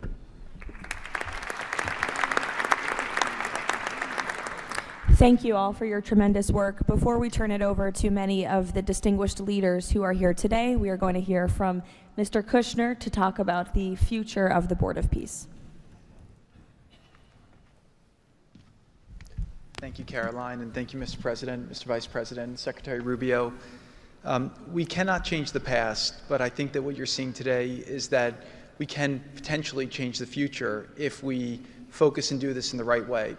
We tried to structure this meeting like a proper board meeting, like we do in the private sector, where we have all the preparation, we get the right people together, and we really report on what our challenges are, what the opportunities are, and what are the approaches. What you've seen today is just a small sample of the work that's been done. And I really want to thank the entire team that's worked so hard at this. A lot of these people are volunteers. They're doing this not for any personal gain. People are not personally profiting from this. They are really doing this for their children and for their grandchildren and because they want to see peace. One small anecdote is Liran said to me, "Are you sure I should be presenting? I'm a Jewish Israeli and I'm working on Gaza and all these things." And I said, "That's exactly why you should be presenting today." If Jews and Muslims work together, Israelis and Palestinians with Americans and English and Bulgarian and people from all around the world, then we can kind of join on a common goal, which is peace and togetherness, and that's really what we've done. I want to thank President Trump. I remember working with you on your first foreign policy speech in 2016 that you gave at the Mayflower Hotel, and at the time, those ideas were considered to be very, very radical. What I saw as somebody who didn't have any foreign policy experience were just common sense ideas. Why can't the world be better? Why can't there be peace? Why can't there be more prosperity for all people in all ways? And I think over the last decade, you really have changed the way that the world thinks about a lot of these things. And I think that this organization is bringing a new approach and new ideas and new people together in order to effectuate it. I'd really like to thank all the countries that joined on very early. I see this as a very self-selecting group of countries that really believe that the future can be different and wanted to join in partnership and put their reputations and their resources and their time and their ideas on the way to say, these are the challenges we're putting into that we're solving in our own countries. We want to come with new ideas because we've achieved success and we believe that the world can be better in that regard. So I don't have to go through these slides in great detail, but we've secured today, even without the president's, amazing commitment, over $7 billion. As Mark said, we don't really have a resource issue here, although we are going to need everyone's support, hostages. But the one final thing I just want to talk about as well from our perspective is that the President Trump in his heart wanted to get the hostages home, but he also really wanted to help the people of Gaza.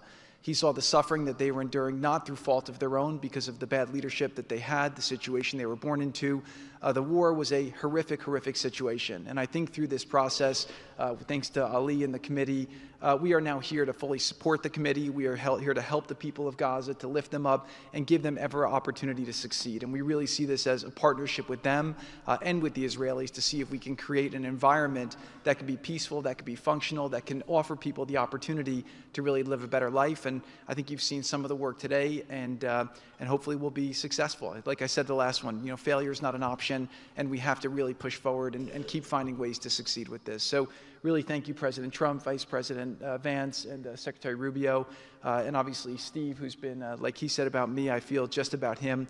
Working through all these challenges has been an absolute honor and a pleasure with you, and I've really been very lucky to have your partnership. So really thank you all, and I'll give back to Caroline. Thank you. Thank you, Jared. The war Hamas began has left. The war Hamas began has left Gaza in ruins. Yet from these ruins, a new future will rise. President Donald Trump unparalleled achievements in just a few months. The United States, together with key regional and global partners, has signed the 20-point Gaza Peace Plan, a blueprint for security, peace, and prosperity.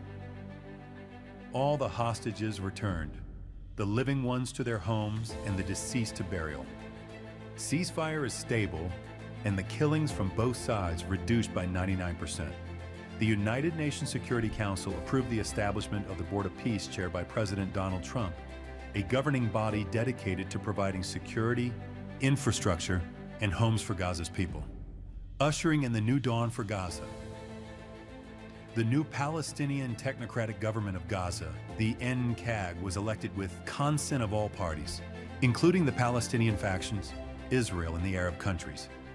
Rafah border crossing with Egypt was open. The NCAG will secure the disarmament of Gaza to ensure one authority, one law, and one weapon. The United States and its partners, in coordination with the World Bank, are pledging billions of dollars to rebuild Gaza. Safe areas are being established in Rafah and later across the Gaza Strip, where families can receive shelter, food, health care, and education. In Rafah, Gazans will build their first new city. The NCAG, with the Board of Peace, will expand development across the entire Strip, employing hundreds of thousands in reconstruction and business activity. Transportation, water, and energy systems will be restored, and a modern economy will begin to emerge.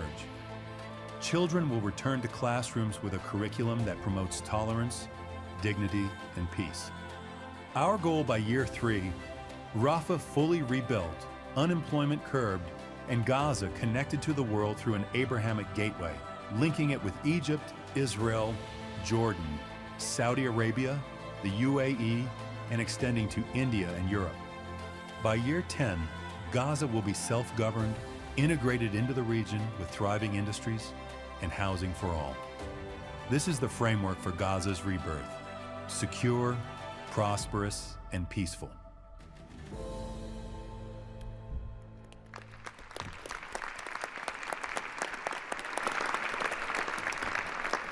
It's amazing. Now we will hear from our distinguished leaders who are here today, beginning with the King of the Kingdom of Bahrain. You're welcome. President Trump, distinguished members of the Board of Peace, it is an honor to participate in this inaugural meeting of board convened by President Donald Trump. I take this opportunity to extend my heartfelt congratulations on this worthy and timely initiative. The meeting comes during the holy month of Ramadan, where we will pray to Almighty God that our endeavors will bring peace, security, prosperity to the world. As a founding member of the Board of Peace, the Kingdom of Bahrain recognizes and endorses the tremendous potential of this body, the extraordinary drive of its chairman, and his sincere efforts to unify nations in our common objectives of fostering and enduring peace for the Middle East.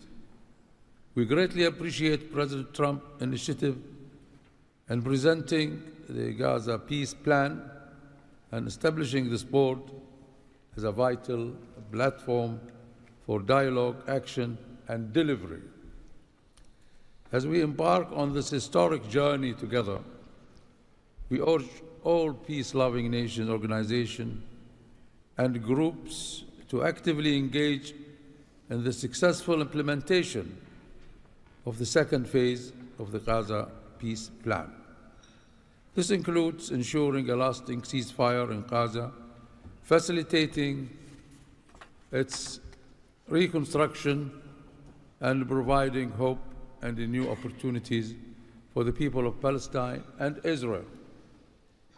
This inaugural meeting of the Board of Peace marks an extraordinary and pivotal chance to envision a new future to Gaza, one that emerges from the ruins of conflict to building a landscape of security, aspiration, hope, and opportunity for its people. And reaffirming our commitment to this vision, the Kingdom of Bahrain has contributed the funds towards the operations and administration of the Board of Peace, and today we announce our readiness to provide the necessary infrastructure and skills to establish an effective government digital services platform for Gaza. Our decision to join the Abraham Accord and enter into the CCBA agreement with the United States reflects our commitment to advancing peace and stability in the Middle East.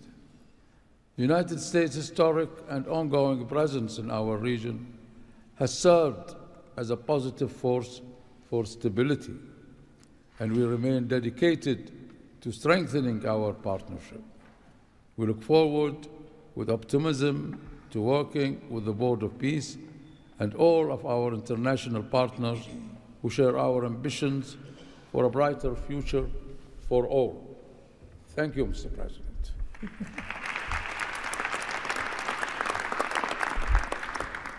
Next, the President of the Republic of Kazakhstan.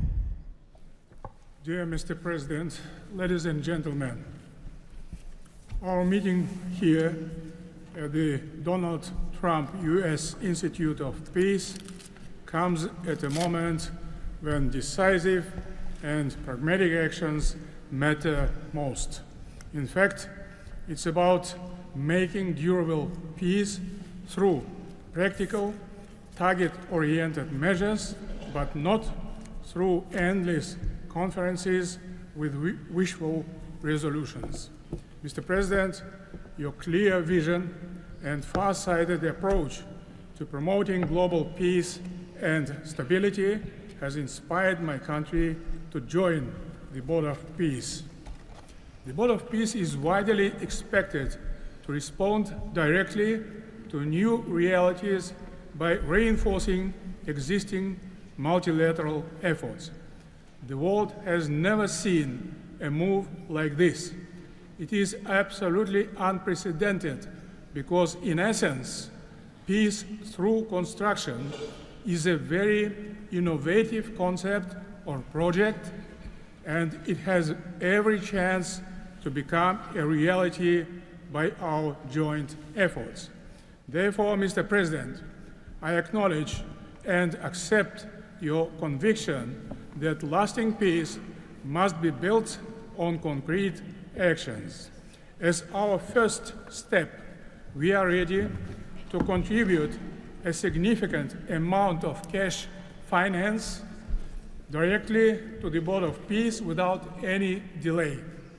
Kazakhstan is also keen to be part of the restoration and construction process through international companies with strong credentials. The program, mostly funded by our government, may include the construction of infrastructure, housing, residential complexes, schools, hospitals, and other important civilian facilities, as well as the rubble clearance. We pledge to fully accomplish our financial commitment toward the board. As one of the world's major producers of wheat, Kazakhstan is ready to provide humanitarian assistance to enhance food security in Gaza and beyond. Kazakhstan plans to provide 500 scholarships to Palestinian students to pursue academic programs in our universities over a 5-year period. We can share our internationally recognized e-government expertise and other digital solutions. Kazakhstan is willing to support the ISF by deploying military units, including medical units, and sending our observers to the Civil-Military Coordination Center. Sustainable development in the Middle East requires new ways to promote peace, cooperation, and trust across the region. That's why Kazakhstan has joined the Abraham Accords. This crucial move is fully aligned with the noble mission of the Board of Peace. Both of them may constitute a solid basis for joint efforts to promote peace and security in the Middle East and to foster economic, humanitarian cooperation in the region. Board's agenda, Kazakhstan is committed to providing practical support, including through hosting meetings at different levels and scales. I also would like to propose to establish a special President Trump's Award of the Board of Peace to recognize his outstanding peace-building efforts and achievements. I am confident, Mr. President, that under your strong leadership, the Board of Peace will successfully deliver its great noble mission. Thank you. Next, the President of the Republic of Uzbekistan. Уважаемый господин президент Трамп, ваше превосходительство, позвольте выразить искреннюю признательность президенту Соединенных Штатов Америки Дональду Трампу за созыв инаугурационного заседания Совета. Несомненно, сегодняшний саммит – это результат политической воли и прагматизма президента Трампа. Узбекистан поддержал миротворческую инициативу о создании Совета мира и твердо заявил о намерении принять практическое участие в ее успешной реализации. Убежден, что работа Совета позволит сформировать благоприятную обстановку для экономического и социального восстановления сектора Газа. При этом любой механизм внешнего управления должен непременно опираться на внутреннюю поддержку населения сектора. Скоординированные усилия всех сторон позволят обеспечить устойчивость постконфликтного процесса и создание условий для скорейшего восстановления Газы. Подчеркну, что Узбекистан готов внести посильный вклад в возведение жилых домов, детских садов, школ и больниц. Уважаемые друзья, символично, что нынешний саммит проходит в Институте мира имени Дональда Трампа. Наша встреча является ярким проявлением международной солидарности, миротворчества и общего стремления к улучшению ситуации на Ближнем Востоке. Мы должны использовать эту историческую возможность для построения новой Газы с процветающей экономикой и достойными условиями жизни для всего населения. Благодарю за внимание.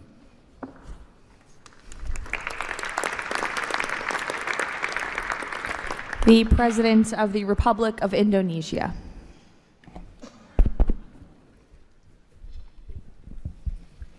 President Trump, distinguished delegates, Indonesia, from the first day that we studied President Trump's 20-point plan, we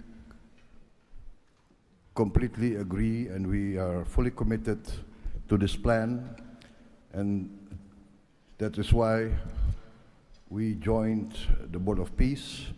We are committed to its success. We know there will be a lot of obstacles, there will be a lot of difficulties, but we are very optimistic with the leadership of President Trump. This vision of real peace will be achieved. There will be problems, but we will prevail. We will achieve our dream of peace in Palestine, peace, a lasting and peaceful solution for the Palestinian problem and in Gaza. The achievements of the ceasefire is real. We commend this, and therefore we reaffirm our commitment to contribute significant number of troops, up to 8,000 or more if necessary. We are prepared to contribute the troops to take part actively in the international stabilization force to make this peace work. Thank you very much.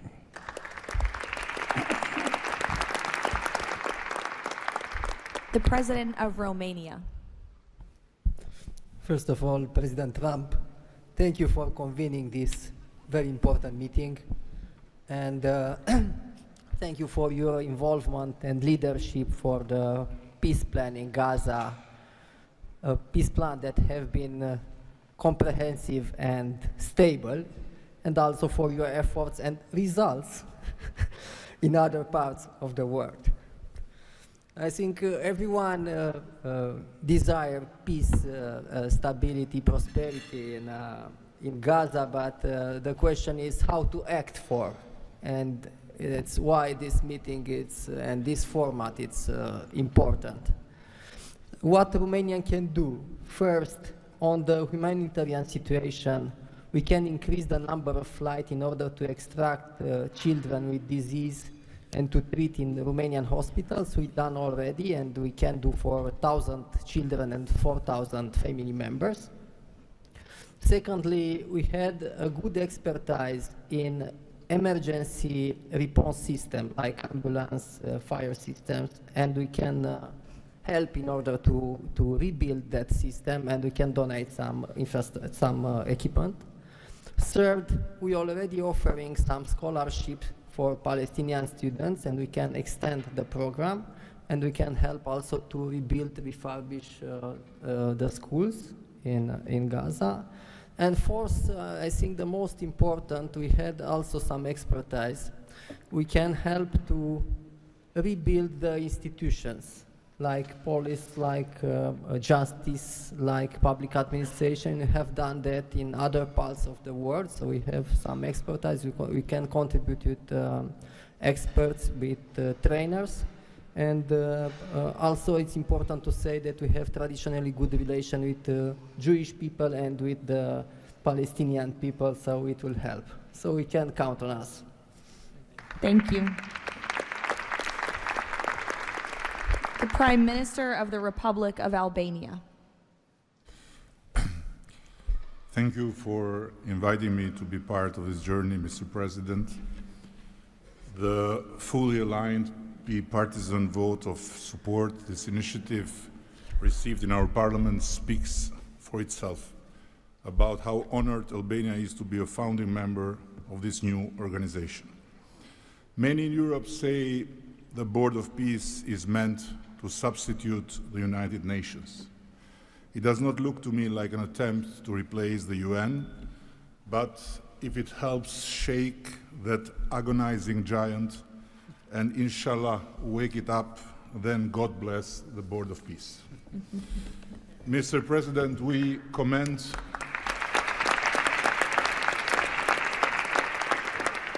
commend your decisive role in bringing a halt to the heartbreaking conflict in Gaza, and Albania has confirmed its participation in the stabilization force with our troops. At the same time, I propose that this board invite all countries to contribute directly by building a dedicated public facility for Palestinian children, and in doing so, the world would help the children of Gaza who are the most innocent hostages of the lunacy of Hamas, to grow within the tangible presence of the largest chain of hands humanity has ever joined together, by not only putting the money, but bringing their own architects in this, so the world will transform an wound of history into an oasis of hope, where compassion takes concrete form and the future is shaped around those who deserve it most, the next generations of Palestinians. Albania will be privileged to stand in that chain. Allow me very briefly to draw your attention to another open conflict closer to home, where President Trump's leadership during his first term brought Kosovo and Serbia closer than ever to a final peace agreement. The president of Kosovo was then brutally prevented from traveling to the White House to sign that agreement in the presence of President Trump. And this was the doing of the very same Sicario prosecutor that went after President Trump himself, and for that became worldwide famous. Today, the Kosovo president have now spent 6 years in pretrial detention before a special court in The Hague, sponsored by several democratic states, some of them present here, that should be shamed of that type of international justice. Just last week, Mr. President, another prosecutor, funded by this great country and its taxpayers, requested 45 years of imprisonment for him, a request that sent shockwave of humiliation through an entire peace-seeking nation.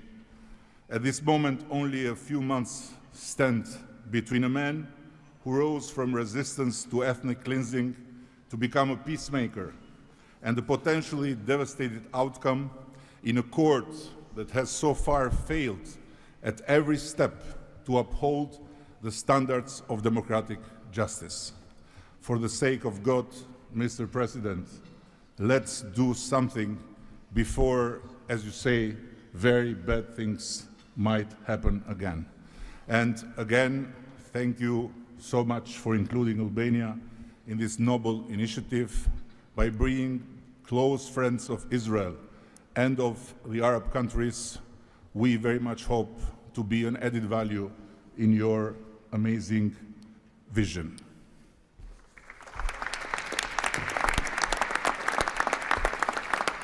Next, the Prime Minister of Egypt.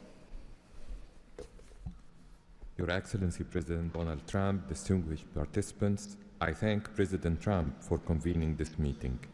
His Excellency's direct involvement and commitment to promoting peace in the region has been instrumental in achieving an end to the conflict in Gaza, which was previously considered untenable.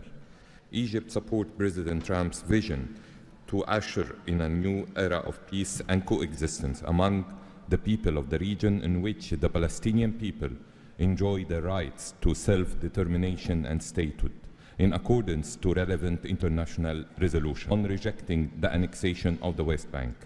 Egypt supports the mandate of the Board of Peace as a principal framework for governing the transitional period in Gaza. It is necessary to fully empower the National Committee for the administration of Gaza to function effectively from within and throughout the Strip. Also, preserving the institutional and geographical link between the West Bank and Gaza is vital for the Palestinian Authority to eventually resume its role in Gaza. Within the framework of Egypt's support to President Trump's plan, Egypt will continue its effort to train Palestinian police personnel to maintain security within the Strip. Egypt values President Trump's position rejecting the deportation of the Palestinian people from Gaza as reflected in the 20 points plan, and stresses the importance of initiating early recovery projects in the whole of the Strip in a manner that preserves its geographic unity. Let us consider today's meeting as an initial step in advancing these objectives. Again, thank you, Your Excellency President Trump. Thank you. The Prime Minister of the State of Qatar. Thank you.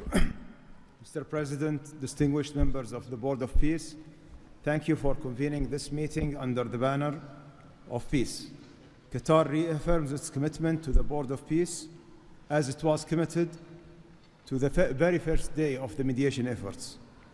From that day until the end, when we have witnessed in that historical moment in Sharm el-Sheikh the signing of this agreement together with our partners. For decades, this conflict has burdened our region and the world, and our responsibility remains to achieve a just and lasting resolution. The board, under the President Trump leadership, will advance the full implementation of the 20 points plan without delay, ensuring fairness and justice for both Palestinians and Israelis. In this spirit, Qatar pledges $1 billion in support to the board mission aimed at reaching a final resolution that fulfills Palestinian aspiration for the statehood and recognition, and the Israeli aspiration for security and integration.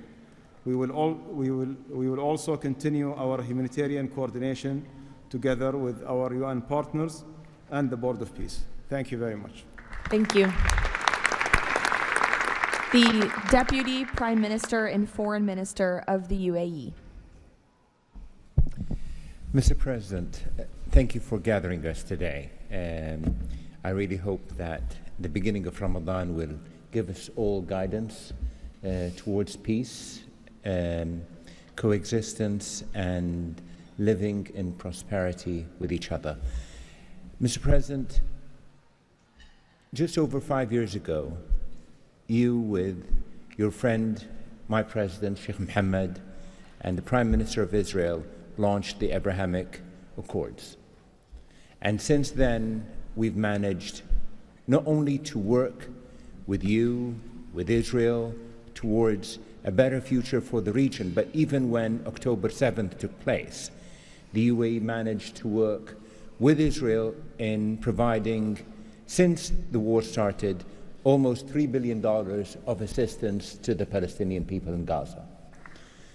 Today, Mr. President, the UAE announces a further $1.2 billion for supporting Gaza through the Board of Peace, which I'm delighted that I've been working with so many friends like Steve and Jared, Secretary Rubio, who's been so inspiring in so many other ways, on so many other fronts. Looking forward working with him for in the future. And Mr. President, if it wasn't for your support, I think this board would not have been gathered. We would not have had the meeting in New York to end this war, when you gathered 8 leaders of the region to end this war. So, Mr. President, during Ramadan, we pray for your success. Thank you. Thank you. The Minister of Foreign Affairs of the Kingdom of Morocco. Thank you. Mr. President, His Majesty King Mohammed VI welcomes and supports your vision and leadership to foster peace and prosperity around the world, and in particular in the Middle East. Thanks to your peace plan for Gaza, a ceasefire was achieved, a tragic war was ended, lives were saved, and a pragmatic and forward-looking approach to rebuild Gaza was crafted.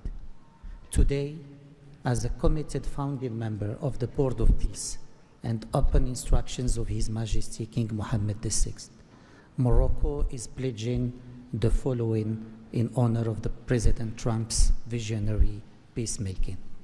1, Morocco has already made the first ever financial contribution to the Board of Peace. 2, Morocco is ready to deploy police officers and train policemen from Gaza. 3, Morocco will deploy a high-ranking military officers to ISF Joint Military Command. 4, Morocco will deploy a military field hospital.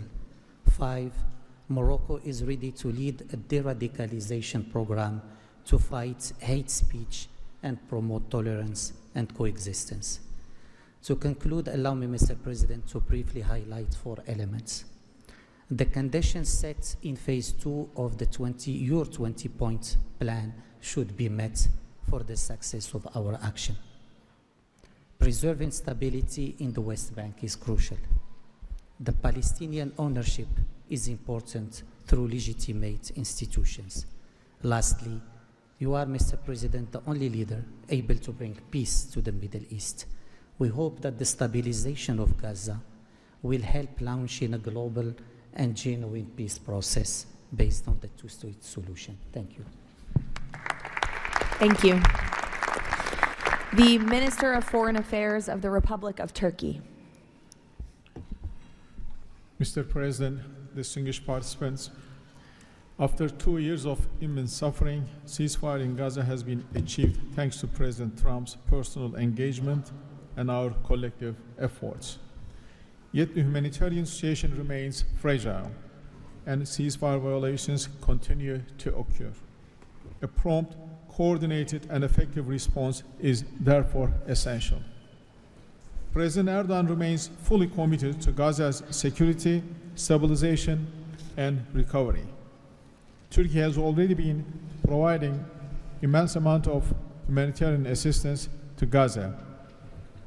We can also contribute meaningfully to the rehabilitation of health and education sectors, as well as the training of the police force. In addition, we are prepared to provide troops to the International Stabilization Force. Mr. President, Turkey will continue to support your efforts towards a just and lasting peace. We remain convinced that the foundation of such peace is the two-state solution. Let us work towards that objective for the benefit of all peoples of the region. Thank you. The Minister of Foreign Affairs of the State of Kuwait. I'll be delivering my statement in Arabic. فخامة الرئيس دونالد ترامب رئيس الولايات المتحدة الأمريكية الصديقة رئيس مجلس السلام أصحاب الجلالة والفخامة والسمو والمعالي الحضور الكريم السلام عليكم ورحمة الله وبركاته. أود أن أنقل لكم تحيات حضرة صاحب السمو الشيخ مشعل أحمد الجابر الصباح حفظه الله ورعاه أمير دولة الكويت، وتمنيات سموه بالتوفيق والنجاح لأعمال هذا المجلس. كما نتقدم بخالص الشكر لفخامة الرئيس دونالد ترامب على جهودها المقدرة والرامية إلى المساهمة في التوصل إلى إنهاء حالة الصراع، بما يؤول نحو إقامة الدولة الفلسطينية المستقلة على حدود 4 من يونيو لعام 1967 وعاصمتها القدس الشرقية، وفقا لقرارات الشرعية الدولية بما فيها القرار 2803 ومبادرة السلام العربية. إننا نجدد دعم دولة الكويت المبدئي والثابت والتاريخي للشعب الفلسطيني الشقيق وقضيته العادلة، ولطالما كانت القضية الفلسطينية ودعمها تشكل أحد ركائز السياسة الخارجية الكويتية، الأمر الذي يحتم علينا دعم كافة الجهود والمبادرات الرامية إلى إحلال السلام، بما فيها خطة فخامة الرئيس الأمريكي دونالد ترامب ذات النقاط 20، معربين عن أملنا باستمرار نجاح هذا المسار، والذي يظل مرهونا بالتكاتف وتضامن المجتمع الدولي. ختاما، مالية بقيمة $1 مليار أمريكي على مدى السنوات القادمة، دعما لجهود مجلس السلام وتأكيدا على التزام دولة الكويت الثابت بدعم كل مسعى يهدف إلى رفع المعاناة عن الشعب الفلسطيني الشقيق وتحقيق الأمن والاستقرار في غزة. والسلام عليكم ورحمة الله وبركاته. Thank you. The Minister of State for Foreign Affairs of the Kingdom of Saudi Arabia. Thank you, Mr. President, distinguished members of the board, distinguished guests. It is a pleasure to be here with you as we embark on a journey towards establishing a lasting and just peace in the Middle East, a peace that results in 2 states, Israel and Palestine, living side by side in peace and security, a peace that results in transforming our region from death and destruction to hope and prosperity by integrating the region, bringing together its resources and unleashing its potential. The Kingdom of Saudi Arabia, Mr. President, has been seeking peace and justice in the Middle East for a very long time. In 1981, King Fahd offered the 8-point plan, which was adopted by the Arab world at the summit in Fez. that essentially established or reconfirmed the notion of land for peace. In 2002, Saudi Arabia, the late King Abdullah, launched the Arab Peace Initiative, which was adopted by the Arab world unanimously, as well as by the Islamic world. Today, the custodian of the two Holy Mosques, King Salman bin Abdulaziz, and His Royal Highness Crown Prince Prime Minister Mohammed bin Salman are working towards realizing a vision for peace and prosperity and security and integration in our region. So, Mr. President, we look forward to working with the Board of Peace to establish this noble objective, and I'm pleased to announce that King Mr. Adbieba will pledge $1 billion over the next few years in order to achieve this objective, to work towards alleviating the suffering of our Palestinian brothers and bring them the peace that they and the whole region so desperately desires. So thank you very much and good luck to all of us. Wassalamu alaikum wa rahmatullah. I know there were a few more leaders who wanted to quickly share a few words, so we will go to the President of the Argentine Republic, Milei. Señor Presidente, distinguidos miembros del Board of Peace, la nueva Argentina ha adoptado una posición clara en política exterior. Defendemos de forma inclaudicable el derecho a la vida, la libertad y la propiedad y sus instituciones derivadas, la igualdad ante la ley, la libertad de expresión y el libre comercio. La defensa de esos derechos no es negociable, es un prerequisito para la paz. Pero no todos los actores internacionales juegan con las mismas reglas. Hay quienes rechazan esos derechos, los pisotean y se benefician de lo que los demás respeten. Frente a ellos, la buena voluntad no alcanza. Necesitamos instituciones con voluntad y capacidad de hacer valer las reglas. La paz duradera no se construye sobre consensos que ceden en lo fundamental. Se construye sobre la determinación de defenderlo, si vis pacem para bellum. La Argentina participa de este Consejo con la convicción de que la paz exige decisión política y una arquitectura institucional capaz de sostener soluciones reales en el tiempo. El presidente Trump ha predicado con el ejemplo, mediando el acuerdo de paz en Gaza, acuerdo que luego ratificó la resolución 2803 del Consejo de Seguridad de las Naciones Unidas. El Consejo de la Paz nace como expresión de ese liderazgo, con el mandato de ejecutar un plan de pacificación y reconstrucción y los mecanismos para hacerlo, entre ellos una fuerza internacional de estabilización. En esta etapa inicial, Argentina está lista para contribuir. Ponemos a disposición la colaboración de nuestros cascos blancos. Nuestra trayectoria en operaciones de paz es un capital probado que ponemos al servicio de la fuerza de estabilización. Creemos en una diplomacia que asume riesgos para alcanzar la paz. Creemos en el liderazgo que enfrenta desafíos complejos con determinación, como el del presidente Trump. Y creemos que la única paz que vale la pena construir es la que descansa sobre los derechos innegociables del hombre. El Consejo de la Paz ofrece un marco para avanzar en esa dirección. La Argentina lo respalda. Muchas gracias. Thank you. The Prime Minister of Hungary, Mr. Orbán. Dear Mr. President, Excellencies, dear colleagues, first of all, let me express the appreciation of the Hungarian people to President Trump for his tireless peace efforts all around the world. Hungary is the only country to be represented here on the highest level among the founding members from the European Union. I represent a country which has been living in the neighborhood of a brutal war for the last 4 years. We all know this war would not have broken out if President Trump had been in office at that time. However, President Trump's return to office offers a great chance to multiply the peace efforts not only in Gaza, but in Ukraine as well. We in Europe understand clearly that the security situation in the Middle East, and especially in Gaza, has a significant impact on the security of Europe. Therefore, our participation in the Board of Peace is not only based on principle, but also on our own security interest.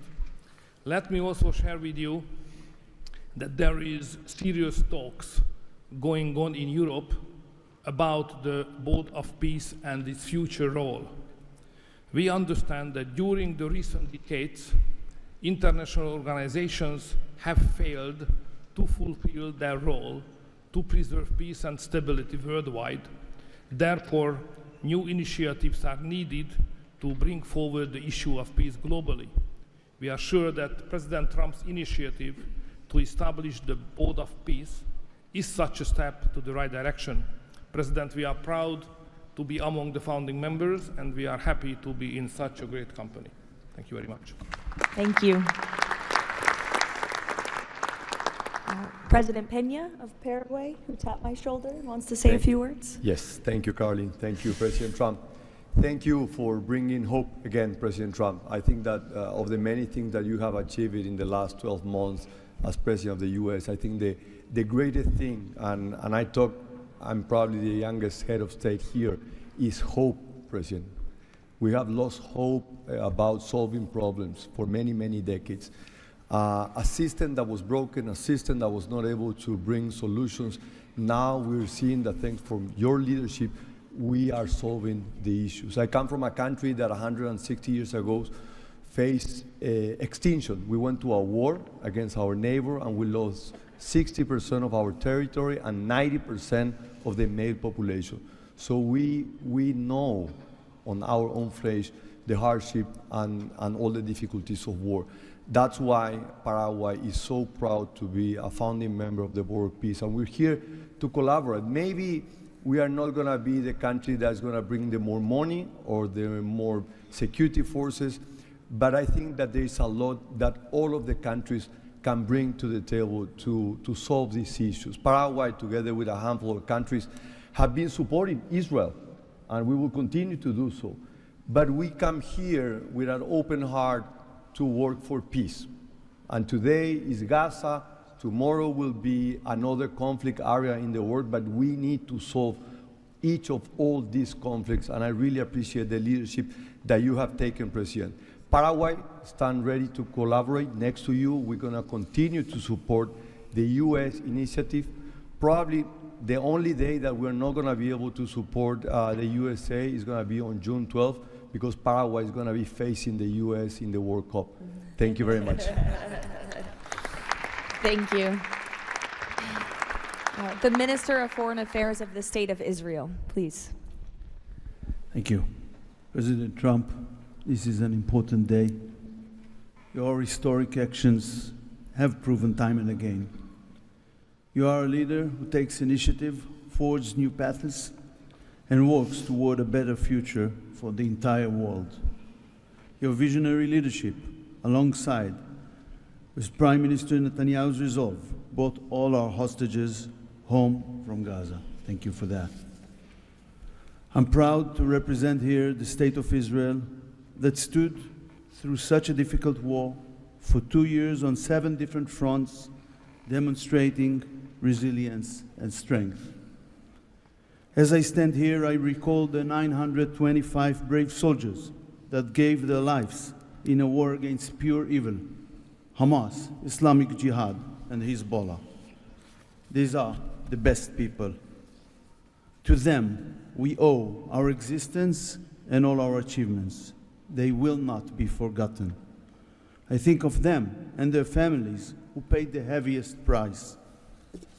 Since Hamas violently took over Gaza in 2007, it built the largest terror state in the world with huge terror infrastructure above and below ground. October 7 was the peak of Hamas' ongoing terror campaign through decades. Hamas raped and murdered women, killed children in front of their parents and parents in front of their children, burned whole families alive. That terrible day will not be forgotten, and we must act to ensure it never repeats itself. Distinguished leaders, our previous plans for Gaza failed because they never addressed the core issues: terror, hate, incitement, and indoctrination. At the heart of President Trump's comprehensive plan are the disarmament of Hamas and Islamic Jihad, demilitarization of Gaza Strip, and de-radicalization of Palestinian society there. It's the first plan to address the root of the problem. We support it and are working and will work toward its success. As Mr. Mladenov emphasized, Hamas must be disarmed. That includes all its weapons, its terror infrastructure, underground tunnel network, and weapons production facilities must all be dismantled. As the plan emphasized, there must be a fundamental de-radicalization process.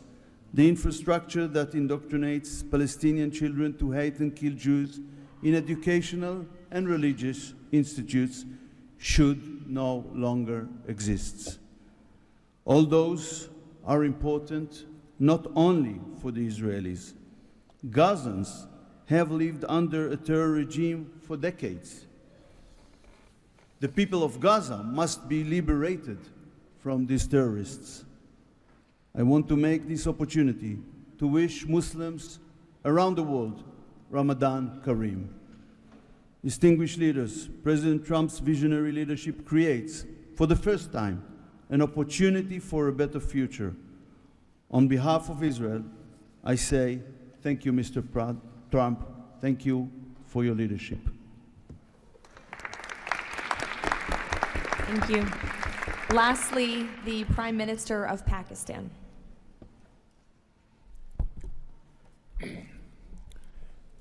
Bismillah ar-Rahman ar-Rahim. Your Excellency, President Donald J. Trump, members of the Board of Peace, distinguished guests, ladies and gentlemen, Assalamu alaikum and a very good morning. It's a great honor, Mr. President, to attend this inaugural Board of Peace meeting in this holy month of Ramadan, and may God reward you and make you successful in your efforts to bring lasting peace in Gaza. Mr. President, we deeply appreciate your unique initiative and your dynamic leadership in advancing peaceful solutions to conflicts across the globe. Your bold diplomacy has surely brought calm to many international serious hotspots. Your timely and very effective intervention to achieve ceasefire between India and Pakistan potentially averted loss of tens of millions of people. You have truly proved to be a man of peace. And let me say, Mr. President, you are truly savior of South Asia. The people of Palestine have long endured illegal occupation and immense suffering.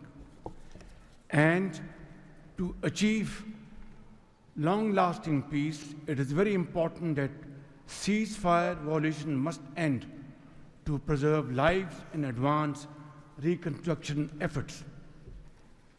The people of Palestine must exercise full control of their land and their future in line with UN Security Council resolutions. Mr. President, we must work together towards a credible pathway to Palestinian self-determination through the establishment of an independent, sovereign, and contiguous state of Palestine in line with the relevant resolutions. Mr. President, we hope that under your visionary and dynamic leadership, we will ensure a just and lasting resolution to the issue of Palestine. And today is a day which will mark a place in the annals of history that through your efforts, through your untiring support and great efforts, long-lasting peace in Gaza will be achieved, will be your legacy for all time to come. Thank you.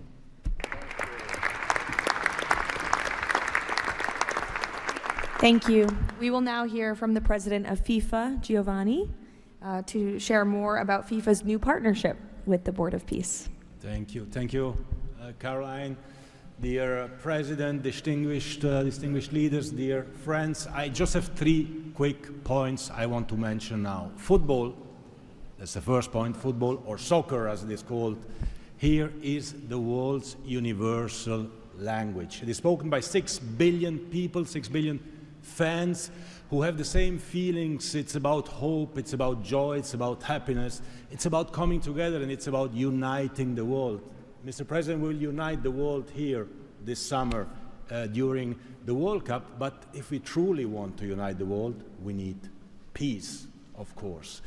And this brings me to the second point, because today we announce a true partnership between the Board of Peace and FIFA, and I'm very proud and very happy to announce this. After having heard your presentations in Davos, I was feeling that we need to help, we need to do something. Everyone has to support peace. Everyone in this room, Mr. President, everyone outside of this room who would like to be in this room has to support peace as well. We all have to contribute for this, and that's why FIFA wants to contribute, because we don't have to just rebuild houses or schools or hospital or roads. We also have to rebuild and build people, emotion, hope and trust. And this is what football, my sport, is about. And the third point is that, of course, as you all know, images speak louder and better than words. So we prepared a short video, and you can watch this video. I invite you to look at it carefully. Thank you very much. God bless peace, and God bless the Board of Peace. Ramadan Kareem. Thank you.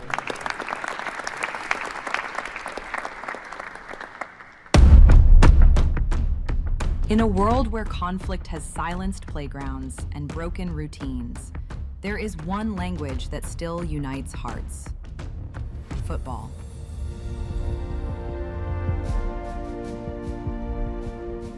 A simple ball, a shared field, a reason to believe again. Today, FIFA and the Board of Peace come together to turn football into a bridge toward peace, dignity, and hope. Through this partnership, a complete football ecosystem will be created. FIFA and the Board of Peace will build football pitches, FIFA arenas, academies, and stadiums. This initiative will support the creation of leagues at youth, amateur, and regional level, strengthening community engagement both on and off the pitch. It will also generate diverse professional opportunities, supporting the development of local talent not only on the field, but across all areas that bring football to life. Football does more than create players and coaches. It rebuilds confidence, restores routine, reopens doors to education, teamwork, and belonging. Local communities take the lead. Parents, teachers, volunteers, youth leaders, all becoming part of a shared mission to heal, to rebuild, to move forward together. Around every pitch, new emotions and long-lasting memories emerge. Community matches, fan gatherings, youth education, and sport programs. New job opportunities appear to become coaches, players, sport doctors, administrators, events organizers. We will create football ecosystem with thousands of people to be involved and engaged constantly. Together, FIFA and the Board of Peace will build, in Gaza, 50 FIFA arena mini pitches, with a cost of around $50,000 per unit. This represents a $2.5 million investment. 5 full-size pitches in 5 different districts at around $1 million per pitch. A FIFA academy with an estimated investment of $15 million. And a national stadium for 20,000 to 25,000 spectators, valued at around $50 million. These investments will create a complete football ecosystem designed to support communities and future generations. FIFA and the Board of Peace, united for football, committed to peace.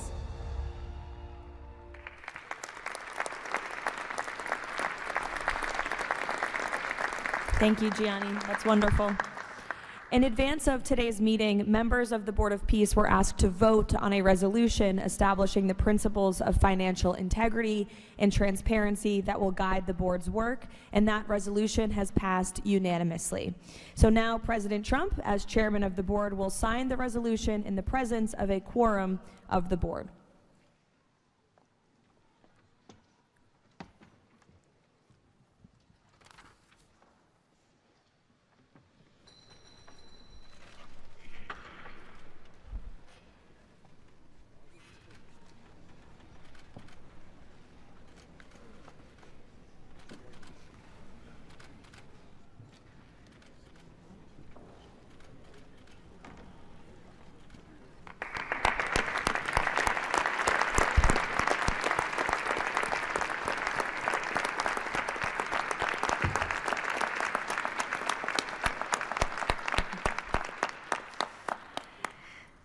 Now, while this is not a fundraiser, the Board of Peace has already inspired remarkable support from so many on this stage.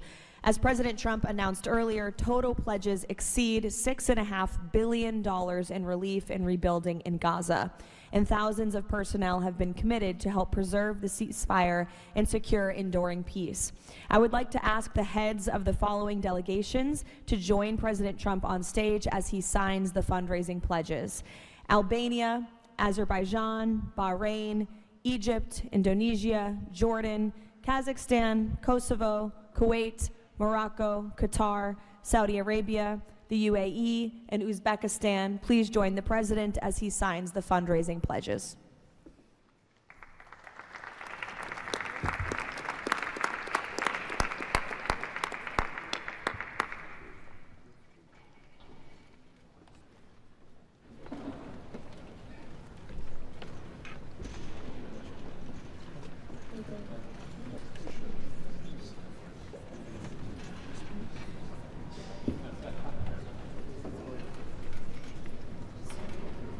We'll go this way.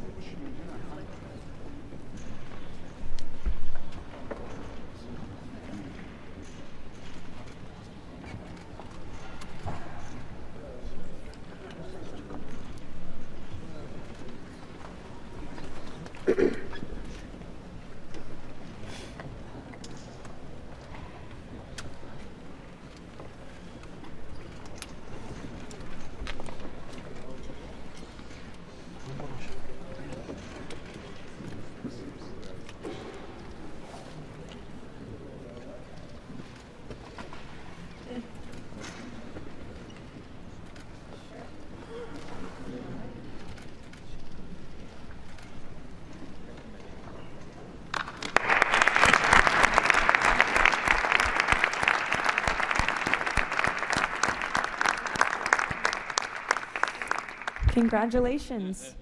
Now, President Trump, if you would like to say a few words to conclude, and then you have the honor of gaveling out the first ever Board of Peace meeting.